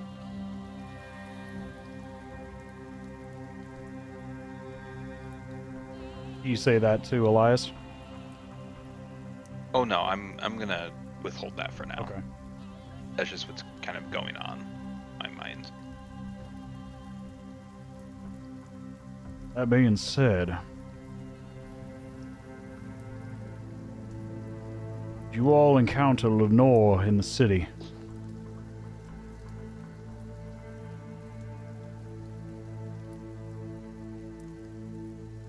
She was alive. The truth of the matter is that she was gone. Yeah. How so? Formality that she was alive. What do you mean? I personally don't remember exactly the details of what had mutated with her, but Georgio definitely would. So just as far as spilling everything, just like, the whole thing. She had succumbed to contamination. Yeah, she'd succumbed to contamination. We found her while we were looking for. No, I don't know. Tell them the whole thing. I don't care. We found her while we were looking for the flowers. We had chased some of her, Handmaidens. Handmaidens down into this thing. We found her. I remember she had this cool mask on, but she was both the gone, but also had physically mutated into something that was no longer human. You look as his head kind of falls into his hands, hearing how you explain what had gone on in the depths of the Queen's Park Gardens. Listening to how Queen Lenore, although not the most beloved royal, still a tie to the royal family, but he takes a deep, intense breath, staring at the old portrait of the family.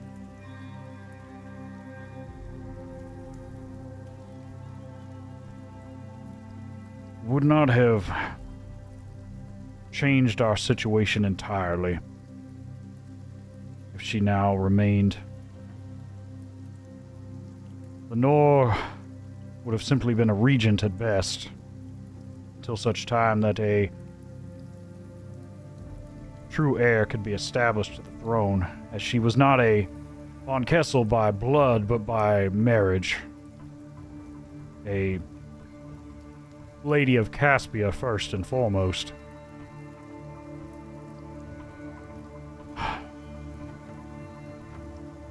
That being said, it would have bought us some time.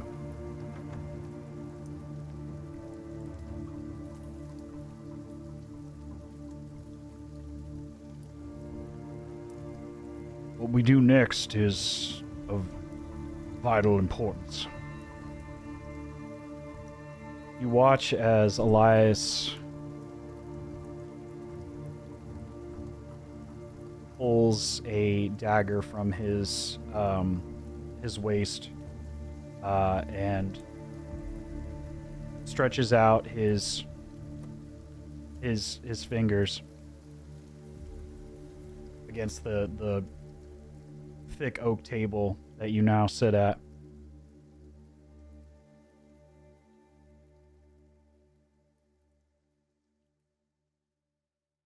I've made a horrible mistake in the past.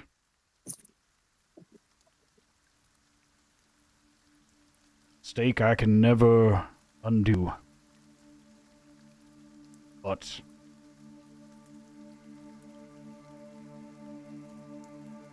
I can say that I offer my allegiance to you now. Whatever proof that you need, I will give it. And if you ask me to take my own life, I will do it now.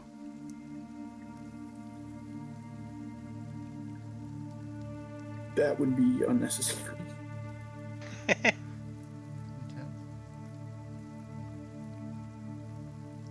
It's ridiculous. Intense that you went there. But Yeah. Okay. if you allow me to remain, I will dedicate that life to what we discussed prior. Restoring our city. Putting you on the throne.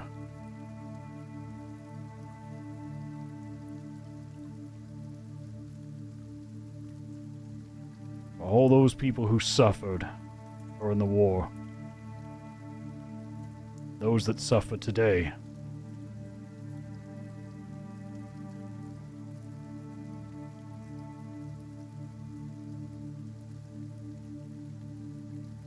We can work towards that for now.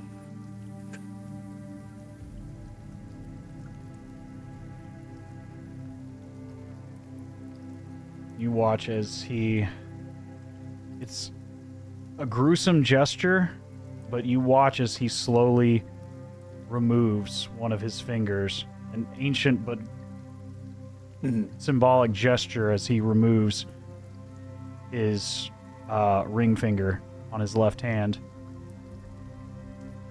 And you recognize this, Giorgio. It's an old world tradition of a soldier, but a nonetheless impactful one as he basically removes the ring finger, covers it with a piece of cloth, and sets it in front of you.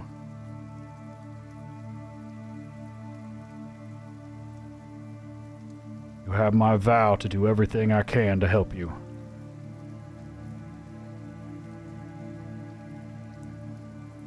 You have much to plan for and much to discuss.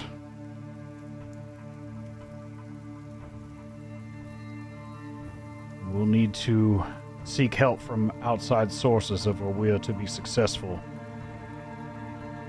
Thankfully, you have a companion here with ties to one such powerful resource.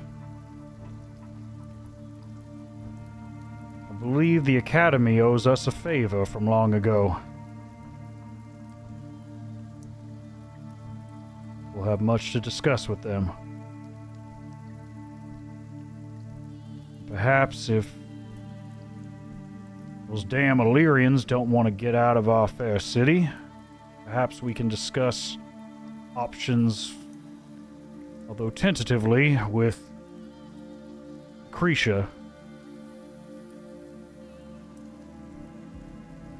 But of course, it's up to you all. And a discussion for another time. As we'll go ahead and wrap that up there.